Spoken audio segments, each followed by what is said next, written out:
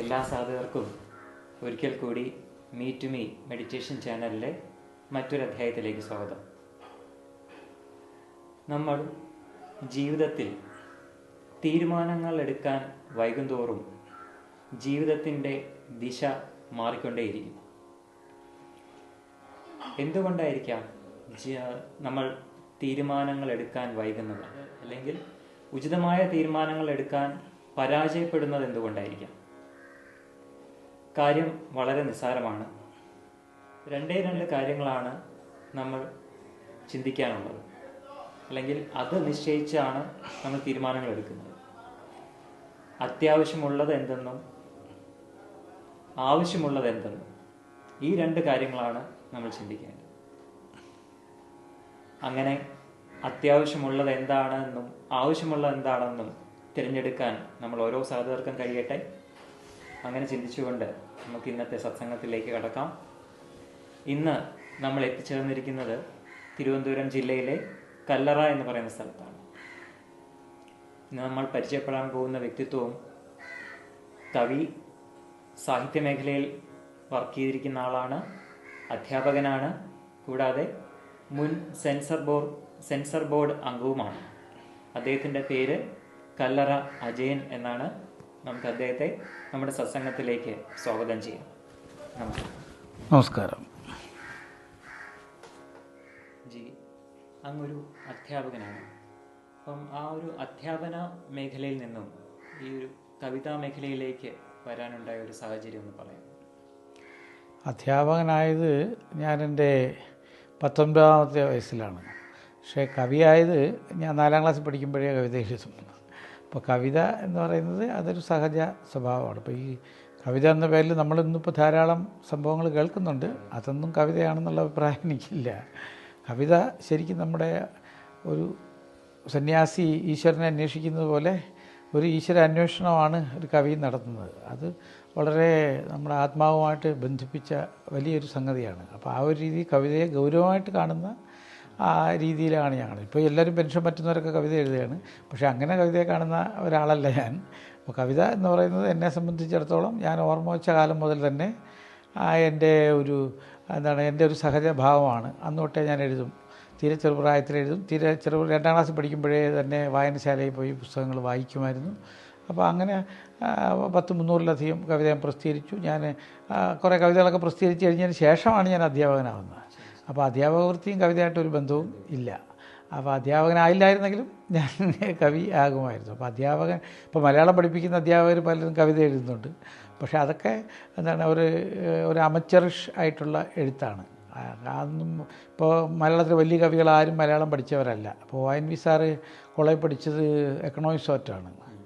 അതുപോലെ ഇദ്ദേഹം സി രാധാകൃഷ്ണൻ സയൻറ്റിസ്റ്റാണ്. സച്ചിദാനന്ദൻ ഇംഗ്ലീഷാണ് പഠിച്ചത്. മിക്കവാറും പേരും കെമിസ്ട്രിയാണ് വൈലോപ്പള്ളി പഠിച്ചത്. അപ്പോൾ മിക്കവാറും പേരും മലയാളം പഠിച്ചവരല്ല. പക്ഷേ മലയാളം പഠിച്ചവരാണ് കവിത എഴുതേണ്ടത് എന്നൊക്കെ ഉള്ളൊരു പൊതുധാരണ ആൾക്കാരുടെ ഇടയിൽ ഉള്ളത് കൊണ്ടാണ് ഈ അധ്യാപക വൃത്തിയിൽ നിന്ന് എങ്ങനെ കവിതയിലേക്ക് വന്നു എന്നുള്ളൊരു ചോദ്യം ഉണ്ടാകുന്നത്. പക്ഷേ അങ്ങനെ ഇല്ല. കവിത എന്ന് പറയുന്നത് ഗൗരവമായിട്ട് കവിത കാണുന്നവരാണ് ഞാൻ ഉദ്ദേശിക്കുന്നത്. അല്ല പിന്നെ എല്ലാവരും ഈ ഈണത്തിൽ എന്തെങ്കിലും എഴുതി പാടിയ കവിതയാണെന്ന് തെറ്റിദ്ധരിച്ച് കേരളത്തിൽ ഇപ്പോൾ ഒരുപാട് കവികൾ നടക്കുന്നുണ്ട്. പക്ഷേ അതല്ല കവിത.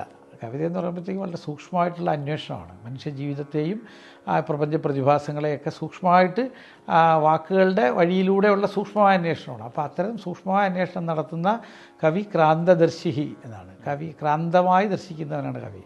അപ്പോൾ അങ്ങനെയുള്ള ഗൗരവമുള്ള കവിതയെ സംബന്ധിച്ചിടത്തോളം അത് അയാളുടെ തൊഴിലോ ഒന്നും ഒരു ബാധകമല്ല. അത് സംഭവിക്കുന്നതാണ്. അത് മനഃപൂർവ്വമായിട്ടൊരാൾ ചെയ്യുന്നതല്ല.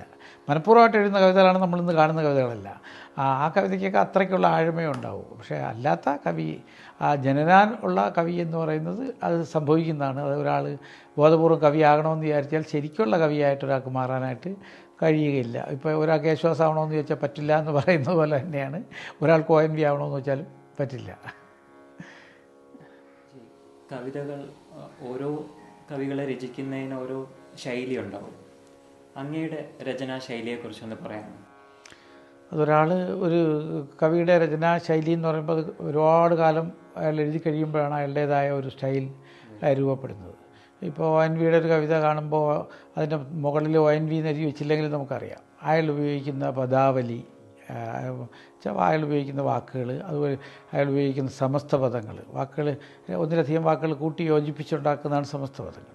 ആ സമസ്ത പദങ്ങൾ അങ്ങനെയൊക്കെയുള്ള കാര്യങ്ങൾക്കെല്ലാം അതിന് പോയറ്റിക് ഡിക്ഷൻ എന്ന് ഇംഗ്ലീഷ് പറയും. അങ്ങനെയുള്ള ഒരു ഡിക്ഷൻ വളരെ കാലം എഴുതി കഴിയുമ്പോഴത്തേക്ക് ആദ്യം എല്ലാ കവികളും മുൻകാല കവികളെ അനുകരിച്ചാണ് എഴുതുന്നത്.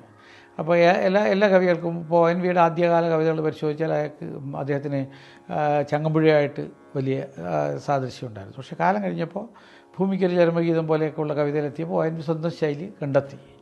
അതുപോലെ എല്ലാ കവികളെ സംബന്ധിച്ചും പിന്നെ തുടക്കത്തിൽ ആദ്യകാലത്തുള്ള കവികളെ ആരെങ്കിലുമൊക്കെ അനുകരിച്ചായിരിക്കും എഴുതുക. അത് എല്ലാവർക്കും ശൂന്യത എന്ന ഒന്നും സൃഷ്ടിക്കാൻ പറ്റത്തില്ല. അപ്പോൾ എല്ലാവരും അങ്ങനെ പറ്റും. പക്ഷേ കാലാന്തരത്തിൽ അവരുടേതായ ഒരു ശൈലി രൂപപ്പെടും. അപ്പോൾ എൻ്റെ ശൈലി എന്താണ് എന്ന് ഞാനല്ല പറയേണ്ടത്, എന്നെ വായിച്ചിട്ടുള്ളവരും എന്നെ കേട്ടിട്ടുള്ളവരുമാണ്. കവിത വായിക്കാൻ കേരളത്തിലാണ് കവിത കേൾക്കുന്നത്. സാധാരണ ലോകത്തെങ്ങും കവിത കേൾക്കാനുള്ളതല്ല. കേരളത്തിൽ അങ്ങനെയും കൂടെ ഉണ്ട്. സംഗീതമായിട്ടും കൂടെ ബന്ധിപ്പിച്ച് കവിത ചൊല്ലുന്ന ഒരു രീതി കൂടെ ഉണ്ട്. കവിത ചൊല്ലി ഇപ്പോൾ ലളിതഗാനങ്ങളെല്ലാം കവിതയാക്കി അവതരിപ്പിക്കുന്ന ഒരു സമീപനമാണുള്ളത്. അങ്ങനെയല്ല, കവിതയെ സംഗീതത്തിൻ്റെ സാധ്യതയെ കൂടെ കവിതയിൽ ഉപയോഗിക്കാം. പക്ഷേ എങ്കിലും കവിതയായി തന്നെ കാണണം. ഇപ്പോൾ കുമാരനാശാനും എഴുത്തച്ഛനും ഒന്നും കവിത നമ്മുടെ മുമ്പിൽ ഒന്ന് ചൊല്ലിക്കേൽപ്പിച്ചല്ല നമ്മൾ ആസ്വദിച്ചത്. അതൊക്കെ വായിച്ച് ആസ്വദിച്ചു. കവിത ആത്യന്തികമായിട്ട് വായിച്ച് ആസ്വദിക്കാനുള്ളതാണ്. പിന്നെ സംഗീത സിദ്ധികളുള്ളവർക്ക് വേണമെങ്കിൽ അത് ചൊല്ലുകയും ചെയ്യാം. ചങ്ങമ്പുഴയുടെ കവിതകൾ ചങ്ങമ്പുഴ ചൊല്ലി ആരും കേട്ടിട്ടില്ല. പക്ഷേ മറ്റുള്ളവർ സംഗീതം കൊടുത്ത് ചൊല്ലുന്നുണ്ട്. പക്ഷേ എങ്കിലും അത് കവിത ആയിരിക്കണം. അല്ല പാട്ട് എഴുതി അത് ചൊല്ലി ഇങ്ങനെ പല കവികളും ഇപ്പോൾ വളരെ വലിയ കവികളായിട്ട് നടക്കുന്നുണ്ട്. കാരണം അത് ലളിതഗാനമാണ്. അത് എഴുതി പാടാനുള്ള കഴിവുകൊണ്ട് മാത്രം കവികളായിട്ട് നടക്കുന്നുണ്ട്. അതല്ല കവിത എന്ന് പറയുന്നത്. കവിത അത് ഒരാളുടെ ഡിക്ഷൻ എന്ന് പറയുന്നത് അത് വായിക്കുമ്പോഴാണ് നമുക്ക് മനസ്സിലാവുന്നത് ഒരാളുടെ പോയറ്റിക് ഡിക്ഷൻ എന്താണ്. അപ്പോൾ എൻ്റെ ഡിക്ഷൻ എന്താണ് എന്നുള്ളത് എന്നെ വായിക്കുന്നവർ തീരുമാനിക്കേണ്ടതാണ്. അപ്പോൾ ഞാൻ എൻ്റെ ഡിക്ഷൻ ഇങ്ങനെ അവതരിപ്പിക്കുന്നതിൽ അർത്ഥമില്ല. അപ്പോൾ എൻ്റെ പോയറ്റിക് ഡിക്ഷൻ ഇങ്ങനെയാണ്, അത് പിന്നെ ഈ രീതിയിലാണെന്നൊക്കെ എനിക്കല്ല. അത് ഒരു പഴയ ഉണ്ട്, കാവ്യരസസാരസ്വോ വ്യാഖ്യാതോ വേത്തിന കവി എന്ന് പറയും. കവിതയുടെ സാരസ്യം വ്യാഖ്യാതാവാണ് അറിയേണ്ടത്, കവിയല്ല. അപ്പോൾ അതുപോലെ എന്നെ വായിക്കുന്നവർ, എന്നെ വിലയിരുത്തുന്നവരാണ് എൻ്റെ ഡിക്ഷൻ എന്താണ് എന്നുള്ളതിനെക്കുറിച്ച് അഭിപ്രായം പറയേണ്ടത്. ഞാൻ തന്നെ അതിനെക്കുറിച്ച് അഭിപ്രായം പറഞ്ഞാൽ അതൊരു അഭംഗിയാണ്. ലളിതഗാനവും കവിതയും തമ്മിലുള്ള ഒരു വ്യത്യാസം അങ്ങയുടെ കാഴ്ചപ്പാടിൽ ഒന്ന് പറയാമോ? ലളിതഗാനത്തിനുള്ളിൽ കവിത ഉണ്ടാകാം, പക്ഷെ എന്ന് വെച്ചിട്ട് എല്ലാ ഗാനത്തിലും കവിത ഉണ്ടാകണമെന്ന് ഇല്ല. ഇപ്പോൾ മലയാളത്തിൽ വയലാറിൻ്റെയും ONV-യുടെയും പി ഭാസ്കരൻ്റെയും ഗിരീഷ് പുത്തഞ്ചേരിയുടെയൊക്കെ പാട്ടുകൾ നമ്മളെടുത്ത് അതിനകത്തൊക്കെ കവിതയുണ്ട്. അത് അവർ കവികൾ കൂടി ആയതുകൊണ്ടാണ്. പക്ഷേ എന്ന് വെച്ചിട്ട് കവിത തീരെ ഇല്ലാത്ത എത്രയോ പാട്ടുകൾ നമ്മൾ കേൾക്കുന്നു. പാട്ട് എന്നുള്ളത് എഴുതുമ്പോൾ നമ്മളെപ്പോഴും സംഗീതത്തിന് പ്രാധാന്യം കൊടുത്താണ്. അതിൻ്റെ ഗാനാത്മകതയ്ക്കാണ് പ്രാധാന്യം. അതിൻ്റെ രചനാരീതി ഇപ്പോൾ 12 വരി, പിന്നെ പല്ലവി, അനുപല്ലവി, ചരണം, അങ്ങനെയൊക്കെ ഉള്ള രീതികൾ. അപ്പോൾ അങ്ങനെയുള്ള മ്യൂസിക്കിനെ മുന്നിൽ കണ്ടുകൊണ്ടാണ് പാട്ട് എഴുതുന്നത്. അപ്പോൾ എപ്പോഴും അവിടെ ചിലപ്പോൾ ഒരു അർത്ഥവുമില്ലാത്ത വാക്കുകൾ പാട്ടിൽ പ്രയോഗിക്കേണ്ടി വരും. കാരണം പാട്ട് കാണാം സംഗീതത്തിൻ്റെ ആ ഒരു സാധ്യത ഉപയോഗിക്കുന്നതിന് വേണ്ടി അങ്ങനെ എഴുതാം. പക്ഷേ കവിതയ്ക്ക് അങ്ങനെ പറ്റത്തില്ല. അങ്ങനെ നിരർത്ഥകമായിട്ടുള്ള ആ പദങ്ങൾ കവിതയിൽ പ്രയോഗിക്കാനായി ഇപ്പോൾ അങ്ങനെ പ്രയോഗിക്കുന്ന കവിതകൾ ഇപ്പോൾ ഉണ്ട്. പക്ഷേ അങ്ങനെ പ്രയോഗിക്കുമ്പോൾ കവിത ആകത്തില്ല. ആ കവിത എന്ന് പറയുമ്പോഴത്തേക്ക് അതിൽ കവിത നമ്മൾ ജീവിതത്തെ സൂക്ഷ്മമായി കാണണം. മറ്റുള്ളവർ കാണുന്നതിനെ കടന്ന് കാണുന്നവനാണെങ്കിലേ അവൻ കവിയാകാൻ പറ്റുള്ളൂ. നമ്മളെല്ലാവരും കാണുന്ന കാര്യങ്ങൾ നമ്മൾ കണ്ടുകൊണ്ടിരുന്നാൽ അതിൽ കവിതയില്ല. പാട്ടിൽ അത് വേണമെന്നില്ല. എല്ലാവരും കാണുന്ന കാര്യങ്ങൾ കണ്ടാൽ മതി. മിക്കവാറും പാട്ടുകളിലൊക്കെ പ്രണയമാണ് ഇതിവൃത്തം എന്ന് പറയുന്നത്. അതെല്ലാവരും അനുഭവിക്കുന്ന വികാരങ്ങളാണ്. അതൊക്കെ തന്നെയാണ് പാട്ടിൽ പറയുന്നത്. പക്ഷേ ONV-യും അങ്ങനെയൊക്കെയുള്ള ഇവർ പറയുമ്പോൾ കുറച്ചുകൂടെ കൂട്ടി പറയും. അത് അവർ കവികളായതുകൊണ്ട് അവർക്കങ്ങനെ പറയാൻ പറ്റും. വാതിൽ പഴുതിലൂടെ മുന്നിൽ കുങ്കുമം വാരി വിതറും ത്രിസന്ധ്യ പോലെ എന്നൊക്കെ പറഞ്ഞ് സന്ധ്യയെ അങ്ങനെയൊക്കെ വർണ്ണിച്ചുകൊണ്ട് അതൊക്കെ കവികളായതുകൊണ്ടാണ് കുറേ എഴുതാൻ പറ്റുന്നത്. പക്ഷേ കവികളല്ലാത്ത പാട്ടെഴുത്തുകാർ പലരും മലയാളത്തിലുണ്ട്. പക്ഷേ അവരെഴുതുമ്പോൾ അത്ര സൂക്ഷ്മമായിട്ടുള്ള അന്വേഷണങ്ങൾ കാണില്ല. അതാണ് പാട്ടും കവിതയും തമ്മിലുള്ള വ്യത്യാസം. പിന്നെ കവിതയ്ക്ക് പാട്ടിൻ്റേതായ നിയമങ്ങളൊന്നും ബാധകമല്ല. പക്ഷേ പാട്ടിൽ ചിലപ്പോൾ കവിതയുടേതായ ചില നിയമങ്ങളൊക്കെ കടന്നു വരാം എന്നുള്ളത് നിർബന്ധമല്ല. പക്ഷേ ഇങ്ങനെ കടന്നു വരാം. പക്ഷേ പിന്നെ കവിതയ്ക്ക് പാട്ടിൻ്റെ നിയമങ്ങളൊന്നുമല്ല. പാട്ടിനെ പോലെ 12 വരി എന്നുള്ളതല്ല. ആ ഒരു ഇതിവൃത്തം എത്ര വരി ഡിമാൻഡ് ചെയ്യുന്നു അത്രയും വരി വേണം. ചിലപ്പോൾ 10 വലിയ T.S. എലിയട്ടിൻ്റെ ലോകത്തിലെ ഏറ്റവും പ്രസിദ്ധമായിട്ടുള്ള ആധുനിക കവിത വേസ്റ്റ് ലാൻഡ് എന്ന് പറയുന്നത് 500-ലധികം വരിയുള്ളതാണ്. ആശാൻ്റെ ഖണ്ഡകാവ്യങ്ങളെല്ലാം ഇതുപോലെ 10-400 വരിയുള്ളതാണ്. പക്ഷേ എന്നാൽ ജി ശങ്കരക്കുറുപ്പിൻ്റെ പിന്നെ കവിതയിൽ പിന്നെ എല്ലാ സൂര്യകാന്തിയിൽ കൂടി വന്ന ഒരു 10-40 വരിയായിരുന്നു. അപ്പോൾ അതുപോലെ പിന്നെ കവിത ആ കുഞ്ഞുണ്ണിയുടെ കവിതകളിലൊക്കെ 3-4 വരികയേ ഉള്ളൂ. അപ്പോൾ ആ പ്ലോട്ട്, ആ ഇതിവൃത്തം എന്താണോ ആഗ്രഹിക്കുന്നത് ആ ഒരു രീതിയിൽ വരി ചുരുക്കിയും കുട്ടിയൊക്കെ കവിത എഴുതാം. പക്ഷേ പാട്ടിന് അങ്ങനെ പറ്റത്തില്ല, 12 വരിയെങ്കിലും മിനിമം വേണം. അങ്ങനെയൊക്കെ ചില നിയമങ്ങൾ പാട്ടിനുണ്ട്. അത് രണ്ടിനും രണ്ട് നിയമങ്ങളാണ്. പക്ഷേ എങ്കിലും കാവ്യാത്മകമായ പാട്ട് കേൾക്കാൻ കൂടുതൽ നല്ല സംഗീതം കൂടി ഉണ്ടെങ്കിൽ സുഖമാണ്. ഇപ്പോഴത്തെ പാട്ടുകൾ നമുക്ക് കേൾക്കാൻ താല്പര്യം തോന്നാത്ത അതിനകത്ത് കവിത ഇല്ലാത്തത് കൊണ്ടാണ്. പിന്നെ സംഗീതവും ഇല്ല. ഇപ്പോഴത്തെ പാട്ടുകളെ സംബന്ധിച്ചിടത്തോളം എല്ലാ പാട്ടും ഒരു സംഗീതം തന്നെ. വളരെ അപൂർവം മ്യൂസിക്കിൽ അങ്ങനെ ആഴത്തിൽ അന്വേഷിക്കുന്ന മ്യൂസിക് ഡയറക്ടേഴ്സ് ഇപ്പോൾ ഇല്ല. വിരലെണ്ണാവുന്ന ഇപ്പോൾ എം ജയചന്ദ്രനെയൊക്കെ പോലെ 1-2 പേരുണ്ട്. പക്ഷേ അല്ല, അങ്ങനെ കുറച്ച് പേരേ ഉള്ളൂ സംഗീതത്തെക്കുറിച്ച്. കാരണം ഇപ്പോൾ സമൂഹം അങ്ങനെ ഒന്നും ആഴത്തിൽ ഒന്നും ആവശ്യപ്പെടുന്നില്ല. ആവശ്യപ്പെട്ടാലേ അങ്ങനെ ആഴത്തിലുള്ള, പണ്ട് ഒരുപാട് ജി ദേവരാജനും ദക്ഷിണാമൂർത്തിയും അങ്ങനെ വലിയ സംഗീത പണ്ഡിതന്മാരായിരുന്നു പഴയ മ്യൂസിക് ഡയറക്ടേഴ്സ്. ഇപ്പം അങ്ങനെയുള്ള ആരുമില്ല. ആസ്വാദകരുമില്ല. ആസ്വാദകർക്ക് സമയവുമില്ല. അങ്ങനെ ആഴത്തിലുള്ള കാര്യങ്ങൾ ആസ്വദിച്ചുകൊണ്ടിരിക്കാനുള്ള സമയമില്ലാത്തതുകൊണ്ട് ആൾക്കാർ തട്ടിക്കൂട്ടുന്ന കാര്യങ്ങൾ. അതാണ് ഈ നാടൻ പാട്ടിനൊക്കെ ഇത്ര പ്രാധാന്യം വന്നത്. കാര്യം എന്ന് പറയുമ്പോൾ അതൊരു നാടൻ പാട്ടത്തിൽ എല്ലാവർക്കും പാടാവുന്നതും എല്ലാവർക്കും കൈകാര്യം ചെയ്യാവുന്നതാണ്. അങ്ങൊരു ഓളത്തിലങ്ങ് പോകും. അപ്പോൾ ആ ഒരു രീതിയാണ്. അത് ഇവിടെ മാത്രമല്ല, ലോകത്തെല്ലായിടത്തും ഈ സമൂഹത്തിൻ്റെ ഒരു ഇപ്പോൾ കഥകളിയൊന്നും കാണാൻ ആരുമില്ലല്ലോ. പക്ഷേ അതൊക്കെ വളരെ ഡീപ്പായിട്ടുള്ള കലാരൂപങ്ങളാണ്. അതൊക്കെ വളരെ പരിശീലനവും വളരെ നമ്മളെ നല്ല പരിശ്രമമൊക്കെ ഉണ്ടെങ്കിലേ അതൊക്കെ ആസ്വദിക്കാൻ പറ്റൂ. പക്ഷേ ഇപ്പോൾ അതിനൊന്നും നേരമില്ല. അതുകൊണ്ട് എല്ലാം ഒരു വളരെ ഉപരിപ്ലവമായ രീതിയിലേക്ക് മാറിക്കൊണ്ടിരിക്കുകയാണ്. കവിതയും അങ്ങനെ മാറാനുള്ള ശ്രമത്തിലാണ്. പത്ര റിപ്പോർട്ടും കവിതയും തമ്മിൽ വ്യത്യാസമില്ലെന്ന് പറയുന്ന കവികൾ ഇപ്പോൾ ഉണ്ട്. അങ്ങിപ്പം പറഞ്ഞ പോലെ ഈ ആസ്വാദനത്തിന് പലർക്കും സമയമില്ല. ഈ ഒരു യുവതലമുറ കവിതയെ ആസ്വദിക്കണം എന്നുണ്ടെങ്കിൽ അതിനെന്താണ് തടസ്സമായിട്ട് ഇപ്പം നിൽക്കുന്നത് അങ്ങയുടെ കാഴ്ച? അത് ഓരോരോ കാലഘട്ടങ്ങളിൽ കാലഘട്ടം ഡിമാൻഡ് ചെയ്യുന്നതാണ് ഓരോരോ കലാരൂപങ്ങൾ. ഇപ്പോൾ സാംബശിവൻ ജീവിച്ചിരുന്ന കാലത്ത് കഥാപ്രസംഗമായിരുന്നു നമുക്കൊക്കെ പ്രിയപ്പെട്ട കലാരൂപം. പക്ഷെ അദ്ദേഹം മരിച്ചതോടുകൂടി അത് അപ്രത്യക്ഷമായി. ഇന്നിപ്പോൾ നന്നായിട്ട് കഥ പറയുന്നവരുണ്ട്, ഇല്ലെന്നല്ല. ഇപ്പോൾ പുളിമാത്ത് ശ്രീകുമാർ എന്ന് പറഞ്ഞൊരു കാഥികനെ എനിക്കറിയാം. വളരെ മനോഹരമായിട്ട് സാംബശിവൻ പറയുന്നത് പോലെ ഏകദേശം മനോഹരമായിട്ട് കഥ പറയുന്ന ഒരാളാണ്. പക്ഷേ എങ്കിലും അദ്ദേഹത്തെ കേൾക്കാനും ആളില്ല. അപ്പോൾ ഒരു ടെലിവിഷനും മറ്റ് മൊബൈൽ ഫോണും ഒക്കെ വന്നതുകൊണ്ട് കഥാപ്രസംഗത്തിൽ ചെന്നിരിക്കേണ്ട ആവശ്യം ജനങ്ങൾക്കില്ല. അപ്പോൾ ഓരോരോ കാലഘട്ടമാണ് ഈ കലയെ നിർണ്ണയിക്കുന്നത്. പണ്ട് കാലത്ത് ബാലയായിരുന്നു ഉത്സവപ്പറമ്പുകളിലൊക്കെ. പക്ഷേ ഇന്ന് ബാലയും കൊണ്ടിറങ്ങിയാൽ ആരും അത് കാണാനായിട്ടുണ്ടാവില്ല. പിന്നെ കുറേ കാലം നാടകമായിരുന്നു, ഇപ്പോൾ നാടകവും പോയി. അങ്ങനെ ഓരോരോ കാലഘട്ടത്തിൻ്റെ സ്വഭാവം അനുസരിച്ച് സമൂഹം മാറിക്കൊണ്ടിരിക്കും. ഇപ്പോൾ കവിതയെ സംബന്ധിച്ചും വളരെ ഗഹനമായിട്ട് മഹാകാവ്യങ്ങൾ എഴുതിയാൽ ഇപ്പോഴാരും വായിക്കത്തില്ല. എന്ന് വെച്ചാൽ മഹാകാവ്യങ്ങൾ മോശപ്പെട്ട സംഗതിയാണെന്നല്ല, പക്ഷേ ആ ഒരു കാലഘട്ടത്തിന് ആവശ്യം. അപ്പോൾ ഇന്ന് കവിതയ്ക്ക് വേറെ ചില രൂപങ്ങൾ ആണ് വേണ്ടത്. കാര്യം സമൂഹം മാറിയിരിക്കുന്നു. പിന്നെ നമ്മുടെ വിദ്യാഭ്യാസ സമ്പ്രദായത്തിൽ വന്നൊരു വലിയ മാറ്റം ഇപ്പോൾ ഉള്ള യൂട്ടിലിറ്റേറിയൻ ആയിട്ടുള്ള ഒരു സമീപനമാണ് സമൂഹത്തിലുള്ളത്. ഉപയുക്തതാവാദമാണ്. ആവശ്യമുള്ള കാര്യം പഠിച്ചാൽ മതിയല്ലോ എന്നാണ്. പക്ഷെ പണ്ട് അങ്ങനെയല്ല. നമ്മളിപ്പോൾ വൃത്തവും അലങ്കാരവും ഒക്കെ സ്കൂൾ ക്ലാസ്സിൽ പഠിക്കുമായിരുന്നു. ഇപ്പോൾ അതൊന്നും പഠിക്കാനില്ലാത്തതിന് അവർ പറയുന്നത് അതൊന്നും കൊണ്ട് ജോലി കിട്ടാൻ പ്രയോജനമില്ലല്ലോ. അപ്പോൾ ബൈബിളിൽ തന്നെ പറയുന്നൊരു വാചകമുണ്ട്, മനുഷ്യ അപ്പം കൊണ്ട് മാത്രം ജീവിക്കുന്നില്ലെന്ന്. ഭക്ഷണം മാത്രം നടന്നാൽ പോരാ, ആത്മാവിന് വിശപ്പുണ്ട്. ആത്മാവിൻ്റെ വിശപ്പ് പരിഹരിക്കാനുള്ളതാണ് ഈ കവിതയൊക്കെ. അപ്പോൾ കവിതയൊക്കെ ഗൗരവമായിട്ട് സമൂഹം കാണണം. പക്ഷേ നമ്മുടെ വിദ്യാഭ്യാസ സമ്പ്രദായത്തിൽ നിന്ന് തന്നെ അതിൻ്റെ ഗൗരവം എടുത്തു കളഞ്ഞു. അവർ പറയുന്നത് കുട്ടികൾക്ക് ജോലി കിട്ടാനുള്ള കാര്യങ്ങൾ പഠിച്ചാൽ പോരെ, എന്തിന് വൃത്തവും അലങ്കാരവും കവിതയൊക്കെ പഠിച്ച് സമയം കളയുന്നതാണ്. അത് ഒരർത്ഥത്തിൽ പ്രായോഗിക തലത്തിൽ നോക്കിയാൽ ശരിയാണ്. പക്ഷേ അതിലൊരു ശരികേടുമുണ്ട്. കാര്യമെന്ന് പറയുമ്പോഴത്തേക്ക് മനുഷ്യൻ അങ്ങനെ അവൻ്റെ ആത്മാവിൻ്റെ വിശപ്പ് ശമിപ്പിച്ചില്ലെങ്കിൽ ആ മനുഷ്യൻ മൃഗങ്ങളായി മാറും. അപ്പോൾ ആത്മാവിൻ്റെ വിശപ്പ് ശമിപ്പിക്കുന്നത് എന്ന് പറയുന്നത് ഈ കവിത, സംഗീതം, ഇങ്ങനെയുള്ള കലാപ്രവർത്തനങ്ങളും ഈ ആത്മീയതയും അങ്ങനെയുള്ള കാര്യങ്ങളാണ്. അപ്പോൾ അങ്ങനെയുള്ള കാര്യങ്ങളും കൂടെ ഇല്ലെങ്കിൽ സമൂഹം വെറും യൂട്ടിലിറ്റേറിയൻ ആയി കഴിഞ്ഞാൽ ഇപ്പോൾ അവനെ കൊല്ലുന്നത് നിയമപരമായിട്ട് തടസ്സമില്ലെങ്കിൽ കൊന്നാലെന്ത് എന്ന് വിചാരിക്കും. മോഷ്ടിക്കുന്നതിനും ഇപ്പോൾ പോലീസുകാരില്ല എന്നുണ്ടെങ്കിൽ മോഷ്ടിച്ചാലും തിരക്കേടില്ലെന്ന്. ഇപ്പോൾ പഴയ തലമുറയിൽ ഒരാൾ മോഷ്ടിക്കാതിരുന്നതിന് എന്നെ പോലീസ് പിടിക്കും എന്നുള്ളത് മാത്രമല്ല, മോഷണം ഒരു തെറ്റായ കാര്യമാണെന്നൊരു ബോധ്യം ഉള്ളതുകൂടെ കൊണ്ടാണ്. പക്ഷേ ഇന്നത്തെ തലമുറയെ സംബന്ധിച്ച് മോഷ്ടിക്കാതിരിക്കുന്നത് മോഷണം മോശമാണെന്ന് തോന്നിയിട്ടല്ല, മോഷ്ടിച്ചാൽ പോലീസ് പിടിക്കുമെന്നുള്ളതാണ്. അപ്പോൾ അത് അപകടകരമായ ഒരു യാത്രയാണ്. മനുഷ്യർക്ക് മനുഷ്യജീവിതത്തിൽ മനുഷ്യൻ ബേസിക്കലി മനുഷ്യരെല്ലാം മൃഗങ്ങളാണ്.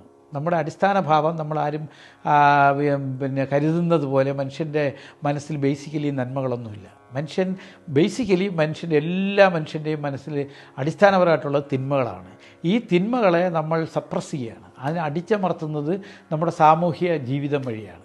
അതായത് ഇപ്പോൾ പോലീസ് ഉള്ളത് കൊണ്ട് മോഷ്ടിക്കുന്നില്ല, അതുപോലെ തന്നെ ചില തിന്മകൾ ചെയ്തു കഴിഞ്ഞാൽ സമൂഹം റെസ്പോണ്ട് ചെയ്യുന്നുള്ളത് നമ്മൾ ചെയ്യുന്നില്ല, പിന്നെ നമുക്ക് മറ്റുള്ളവരുടെ മുഖത്ത് നോക്കാൻ പറ്റില്ല ചില തിന്മകൾ ചെയ്താൽ. അങ്ങനെയുള്ള ഒരുപാട് ഈ സോഷ്യൽ കൊയർഷൻസ്, സാമൂഹികമായിട്ടുള്ള ചില സമ്മർദ്ദങ്ങളാണ് നമ്മൾ പിന്നെ ഇതിൽ നിന്നൊക്കെ ഈ തിന്മകളിൽ നിന്ന് മാറി നിൽക്കുന്നത്. മനുഷ്യൻ്റെ സാമൂഹ്യ ജീവിതമാണ്. ആ സാമൂഹ്യ ജീവിതത്തിൻ്റെ ബൈ പ്രോഡക്റ്റാണ് സാഹിത്യവും സംഗീതവും അവൻ്റെ കലാപ്രവർത്തനങ്ങളെല്ലാം.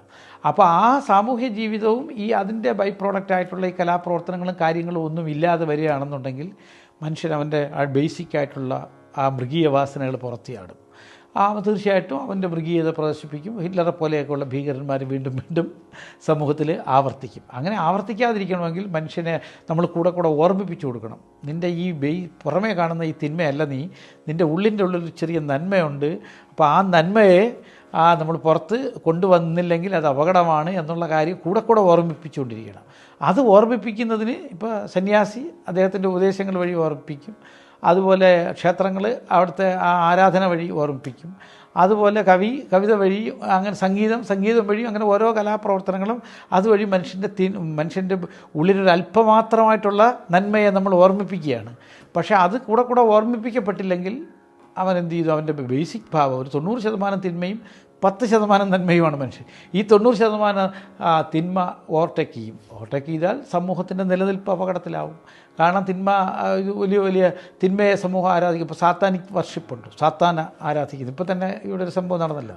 അത് അമേരിക്കയിലൊക്കെ വലിയ പ്രശ്നമാണ്. ഇവിടത്തെക്കാളും വലിയ സാത്താനിക് വർഷിപ്പുള്ള അമേരിക്കക്കാർ പൊതുവെ കേരളത്തിലൊക്കെ ഈ ദുർമന്ത്രവാദത്തിൻ്റെയൊക്കെ ഫലമായ പ്രശ്നങ്ങൾ ഉണ്ടാകുമ്പോഴത്തേക്ക് കളിയാക്കും. ഇവിടെ കേരളം വിദ്യാഭ്യാസപരമായിട്ട് ഉയർന്നിരിക്കുന്നു എന്നൊക്കെ പറഞ്ഞിട്ട് ഇന്ത്യയിൽ ഏറ്റവും കൂടുതൽ ഈ ദുർമന്ത്രവാദ പ്രശ്നങ്ങളുള്ളത് കേരളത്തിലാണ്. അതാണ് ഏറ്റവും വലിയ തമാശ. മലയാളികൾ പറയുന്നത് വടക്കേ ഇന്ത്യയിലാണെന്നാണ്. പക്ഷേ വടക്കേ ഇന്ത്യയിലെങ്ങും ഇതുപോലില്ല. കേരളത്തിൽ നടക്കുന്ന പോലെ തിന്മകൾ ഇപ്പോൾ UP-യിൽ 23 കോടി ആൾക്കാർ ജീവിക്കുന്നുണ്ട്. കേരളത്തിൽ 3,60,00,000 പേരേ ഉള്ളൂ. ഈ 3,60,00,000 പേരെയുള്ള കേരളത്തിൽ നടക്കുന്ന അത്രയും ക്രൈം 23 കോടി ആൾക്കാരുള്ള UP-യിലില്ല. പക്ഷേ വല്ലപ്പോഴും അവിടെ ഉണ്ടാകുന്നൊരു ക്രൈമിനെ നമ്മളിവിടെ എടുത്ത് പൊക്കി കാണിച്ചിട്ട് അവിടെയെല്ലാം പ്രശ്നം, മലയാളി വളരെ സാക്ഷരരാണെന്ന് പറയും. പക്ഷേ അങ്ങനെയല്ല. ഇങ്ങനെ ബ്ലാക്ക് മാജിക്കും അതുമായിട്ടൊക്കെ ബന്ധപ്പെട്ട തിന്മകളൊക്കെ ഇന്ത്യയിൽ ഏറ്റവും കൂടുതൽ നടക്കുന്ന സ്ഥലം കേരളമാണ്. അതിന് എല്ലാ മാസവും നമുക്കൊരു ഉദാഹരണം വെച്ച് കേരളം നിന്ന് കിട്ടുന്നുമുണ്ട്. അതെന്തുകൊണ്ട് സംഭവിക്കുന്നു എന്നുള്ളത് ഞാനീ പറഞ്ഞ പ്രശ്നങ്ങളുണ്ട്. കേരളം ഇന്ത്യയിലെ മറ്റ് സ്റ്റേറ്റുകളെക്കാൾ കൂടുതൽ യൂട്ടിലിറ്റേറിയനാണ് എന്ന് പറയുമ്പോഴത്തേക്ക് അവരവരെ കാര്യം നോക്കുക, നമുക്ക് ജീവിക്കാൻ എന്ത് ചെയ്യാം അതൊക്കെ ചെയ്യാം എന്നുള്ള രീതിയിലുള്ള ഒരു ഉപയുക്തതാവാദമാണ് ഇവിടെ പ്രധാനം. വടക്കേ ഇന്ത്യയിലെ പാവങ്ങൾ വിദ്യാഭ്യാസം ഇല്ലാത്തതുകൊണ്ട് അവർ കുറച്ചുകൂടി ആത്മീയ ഭാവമുള്ളവരാണ്. അതുകൊണ്ട് ഇത്രയും അക്രമങ്ങൾ ചെയ്യാനുള്ള ഒരു മനസ്സ് അവർക്ക് ഇല്ല. പക്ഷേ ഇവിടെ അങ്ങനെയല്ല. ഇവിടെ എന്ന് പറയുമ്പോഴത്തേക്ക് ഇപ്പോൾ നിയമത്തിൻ്റെ ഒരു സമ്മർദ്ദം ഇല്ലാന്നുണ്ടെങ്കിൽ എന്ത് ക്രൈമും ചെയ്ത് അവരവർക്ക് ജീവിക്കാനുള്ളത് ഉണ്ടാക്കുക എന്നുള്ള രീതിയിലുള്ള എങ്ങനെയെങ്കിലും ജീവിതത്തിൽ വിജയിക്കുക എന്നുള്ളതാണ്. അത് പിന്നെ ഒളിച്ചു വെച്ച് ഏത് കുറ്റകൃത്യവും ചെയ്യാൻ നമ്മൾ തയ്യാറാണ്. ഇപ്പോൾ പഞ്ചാബ് കഴിഞ്ഞാൽ ഏറ്റവും കൂടുതൽ മയക്കുമരുന്ന് സപ്ലൈ ചെയ്യുന്നത് കേരളത്തിലാണ്. പിന്നെ പഞ്ചാബാണ് 1ാം സ്ഥാനത്ത്. പഞ്ചാബ് പണ്ടേ വിദ്യാഭ്യാസത്തിലൊക്കെ കേരളം പോലെ ഉയർന്നു നിൽക്കുന്ന സമ്പന്ന പ്രദേശമാണ്. അവിടെയാണ് ഏറ്റവും കൂടുതൽ മയക്കുമരുന്ന് ഉപയോഗിച്ചുകൊണ്ടിരുന്നത്. പക്ഷേ ഇപ്പോൾ പഞ്ചാബിൽ കുറഞ്ഞിട്ടുണ്ടെന്ന് തോന്നുന്നു. ഇപ്പോൾ 1ാം സ്ഥാനത്തേക്ക് കേരളം കൊതിച്ചുകൊണ്ടിരിക്കുകയാണ് ഈ മയക്കുമരുന്നിൻ്റെയൊക്കെ കാര്യത്തിൽ. അപ്പോൾ അതൊക്കെ ഇതാണ് സംഭവം എന്ന് പറയുമ്പോഴത്തേക്ക് നമ്മുടെ ഈ പഴയ തലമുറ ഇത്രമാത്രം അപകടകാരികളല്ലായിരുന്നു. കാര്യം എന്ന് പറയുമ്പോഴത്തേക്ക് അന്ന് കവിതയുണ്ട്, സാഹിത്യമുണ്ട്, സാഹിത്യ ചർച്ചകളുണ്ട്, നല്ലൊരു പ്രാസംഗികം വന്ന് അയാളെ കേൾക്കാൻ ആളുകൾ പോയിരിക്കും. പക്ഷേ ഇപ്പോൾ പ്രാസംഗികരാരും ഇല്ലല്ലോ. അങ്ങനെ ഒരു പ്രാസംഗികനെ കേൾക്കാൻ ആരും ചെന്നിരിക്കുന്നുമില്ല. പിന്നെ എന്നാൽ പ്രസംഗത്തിൻ്റെ കാപട്യങ്ങളൊന്നും ഇപ്പോഴും സമൂഹത്തിന് അറിഞ്ഞും കൂടാ. ഇപ്പോൾ നല്ല പ്രാസംഗികരെന്ന് പറയുന്നത് നന്നായിട്ട് കാപട്യം പറയുന്നവരാണ്. പക്ഷേ അങ്ങനെ ഈ കാപട്യം ആണ് പറയുന്നതെന്ന് തിരിച്ചറിയുന്ന മലയാളിക്ക് ഇപ്പോഴും ഇല്ല. അത് വേറെ കാര്യം. അതുകൊണ്ടാണ് ഈ സാത്താനിക് വർഷിപ്പൊക്കെ ഇവിടെ ഉണ്ടാകുന്നത്. ആ ഒരു തലത്തിലേക്ക് ആളെ ഇപ്പോഴും തിരിച്ചുവിടാനായിട്ട്, നന്നായിട്ട് സംസാരിക്കുന്ന ഒരാൾക്ക് അങ്ങനെ തിരിച്ചുവിടാനായിട്ട് കഴിയുന്നുള്ളൂ. ശുദ്ധ ആത്മീയത എന്ന് പറയുന്നത് അതൊന്നും അല്ല എന്നും അവിടെ സാത്താനിക് വർഷിപ്പും ഇങ്ങനെയുള്ള തിന്മയുടെ കാര്യങ്ങളൊന്നും ഇല്ലെന്നും അവരെ നമുക്ക് പഠിപ്പിക്കാനായിട്ട് കഴിയുന്നില്ല. സമൂഹത്തിന് പഠിപ്പിക്കാനായിട്ട് കഴിയാത്തതുകൊണ്ടാണ് അവരെ പലരും മുതലെടുക്കുന്നത്. വൃത്തത്തിൽ കവിത എഴുതണമെന്നും പറയുന്നുണ്ട്, അതിൻ്റെ ആവശ്യമില്ല എന്നും പലരും പറയുന്നുണ്ട്. അതിൽ ഏതാണ് അങ്ങയുടെ കാഴ്ചപ്പാടിൽ ശരി? കവിതയ്ക്ക് വൃത്തം വേണമെന്ന് നിർബന്ധം പറയാൻ പറ്റില്ല. വൃത്തമില്ലാതെയും നല്ല കവിത ഉണ്ടാക്കാം. ടാഗോറിൻ്റെ ഗീതാഞ്ജലിക്ക് വൃത്തമില്ലല്ലോ. പിന്നെ അങ്ങനെ ലോകത്ത് വലിയ പിന്നെ എല്ലാ ഭാഷയിലും വൃത്തമില്ലാത്ത കവിത, നല്ല കവിതകളുണ്ട്.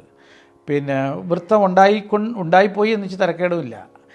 വൃത്തത്തിന് കവിത ചില അധിക സാധ്യതകളുണ്ട്. വൃത്തം ഉണ്ടെന്നുണ്ട്. ഇപ്പോൾ കവിത എന്ന് പറയുന്നത് ശബ്ദാർത്ഥവും സഹിതവും കാവ്യം, ഗദ്യം പദ്യം ച തദ്വിവിധ എന്നാണ്. ശബ്ദവും അർത്ഥവും ചേരുമ്പോഴാണ് കവിത.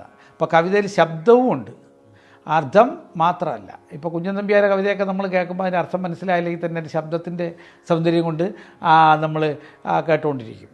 ഇപ്പോൾ വള്ളത്തോള് 11ാമത്തെ വയസ്സിൽ എഴുതിയതാണ് പൊട്ടാക്കി ബാലവട്ട തിരുമിഴി ജടയക്കാറൊളിച്ചാരുകൂന്തൽ കെട്ടാക്കി കേതകിപ്പു അതിനുടെ വടിവാക്കി പരം ചന്ദ്രഖണ്ഡം മട്ടൊക്കെ തന്നെ മാറി പൃഥയുടെ സുതനുമായി കാട്ടിലുൾപ്പുക്ക് വൈരപ്പെട്ടു കാൽ ജന്യമിട്ട മഹിത കപട കാട്ടാളനെ കൈതൊഴുന്നേൻ. ഇതിൻ്റെ അർത്ഥം നമുക്ക് വലിയ പാടാണ് മനസ്സിലാക്കാൻ. പക്ഷേ എങ്കിലും അത് ഇട്ടാ കൊണ്ട് അദ്ദേഹം പ്രയോഗിക്കുന്ന ആ ഒരു ശബ്ദ സൗന്ദര്യം കൊണ്ട് നമ്മൾ കേട്ടുകൊണ്ടിരിക്കും. അപ്പോൾ അതുപോലെ ശബ്ദത്തിൻ്റെ സാധ്യതകൾ കവിതയിൽ ഉപയോഗിക്കാനായിട്ട് കഴിയും. അപ്പോൾ വൃത്തം ഉണ്ടെങ്കിലേ അതിന് ഇതുള്ളൂ. ഗദ്യത്തിലും ശബ്ദത്തിൻ്റെ സാധ്യതകൾ ഉപയോഗിക്കാൻ പറ്റും വളരെ പരിമിതമായ രീതിയിൽ.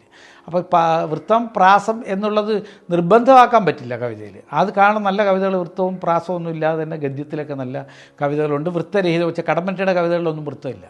പക്ഷേ വൃത്തമില്ലെങ്കിലും മനോഹരങ്ങളായിട്ടുള്ള കവിതകളാണ്. വൃത്തമില്ലാതെ തന്നെ അദ്ദേഹം നമ്മളെ കവിത ആനന്ദിപ്പിക്കും. അപ്പോൾ വൃത്തമില്ലാതെ തന്നെ നല്ല കവിതകൾ എഴുതാം. സച്ചിദാനന്ദൻ വൃത്തത്തിലും എഴുതും, വൃത്തമില്ലാതെ എഴുതുന്ന ആളാണ്. സച്ചിദാനന്ദൻ്റെ കവിതകളൊക്കെ മനോഹരമാണ്, ഗദ്യമാണെങ്കിലും മനോഹരമാണ്. പക്ഷേ അപ്പോൾ കവിതയ്ക്ക് വൃത്തം വേണമെന്ന് നിർബന്ധമില്ല. പക്ഷേ കവിത ഒരു അഡീഷണൽ സാധ്യതയാണ് വൃത്തം എന്ന് പറയുന്നത്. വൃത്തത്തിൽ നമ്മൾ എഴുതുകയാണെന്നുണ്ടെങ്കിൽ എങ്ങനെ ശബ്ദത്തിൻ്റെ സാധ്യതകൾ കൂടി കവിതയിൽ ഉപയോഗിക്കാനായിട്ട് കഴിയും. സംഗീതത്തിൻ്റെ സാധ്യതകളും കുറച്ചുകൂടി ഉപയോഗിക്കാൻ കഴിയും. അപ്പോൾ ആ അധിക സാധ്യത ഉപയോഗിക്കുന്നതുകൊണ്ട് തെറ്റില്ല, വൃത്തത്തിൽ എഴുതുന്നത് കൊണ്ട് തെറ്റില്ല. പിന്നെ നല്ല ഗദ്യകവിത എഴുതണമെങ്കിലും വൃത്തബോധമുള്ളൊരു കവിക്കേ പറ്റൂ. വൃത്തം എന്ന് പറയുന്നത് ഹൃദയത്തിൻ്റെ താളത്തിൽ നിന്ന് വരുന്നതാണ്.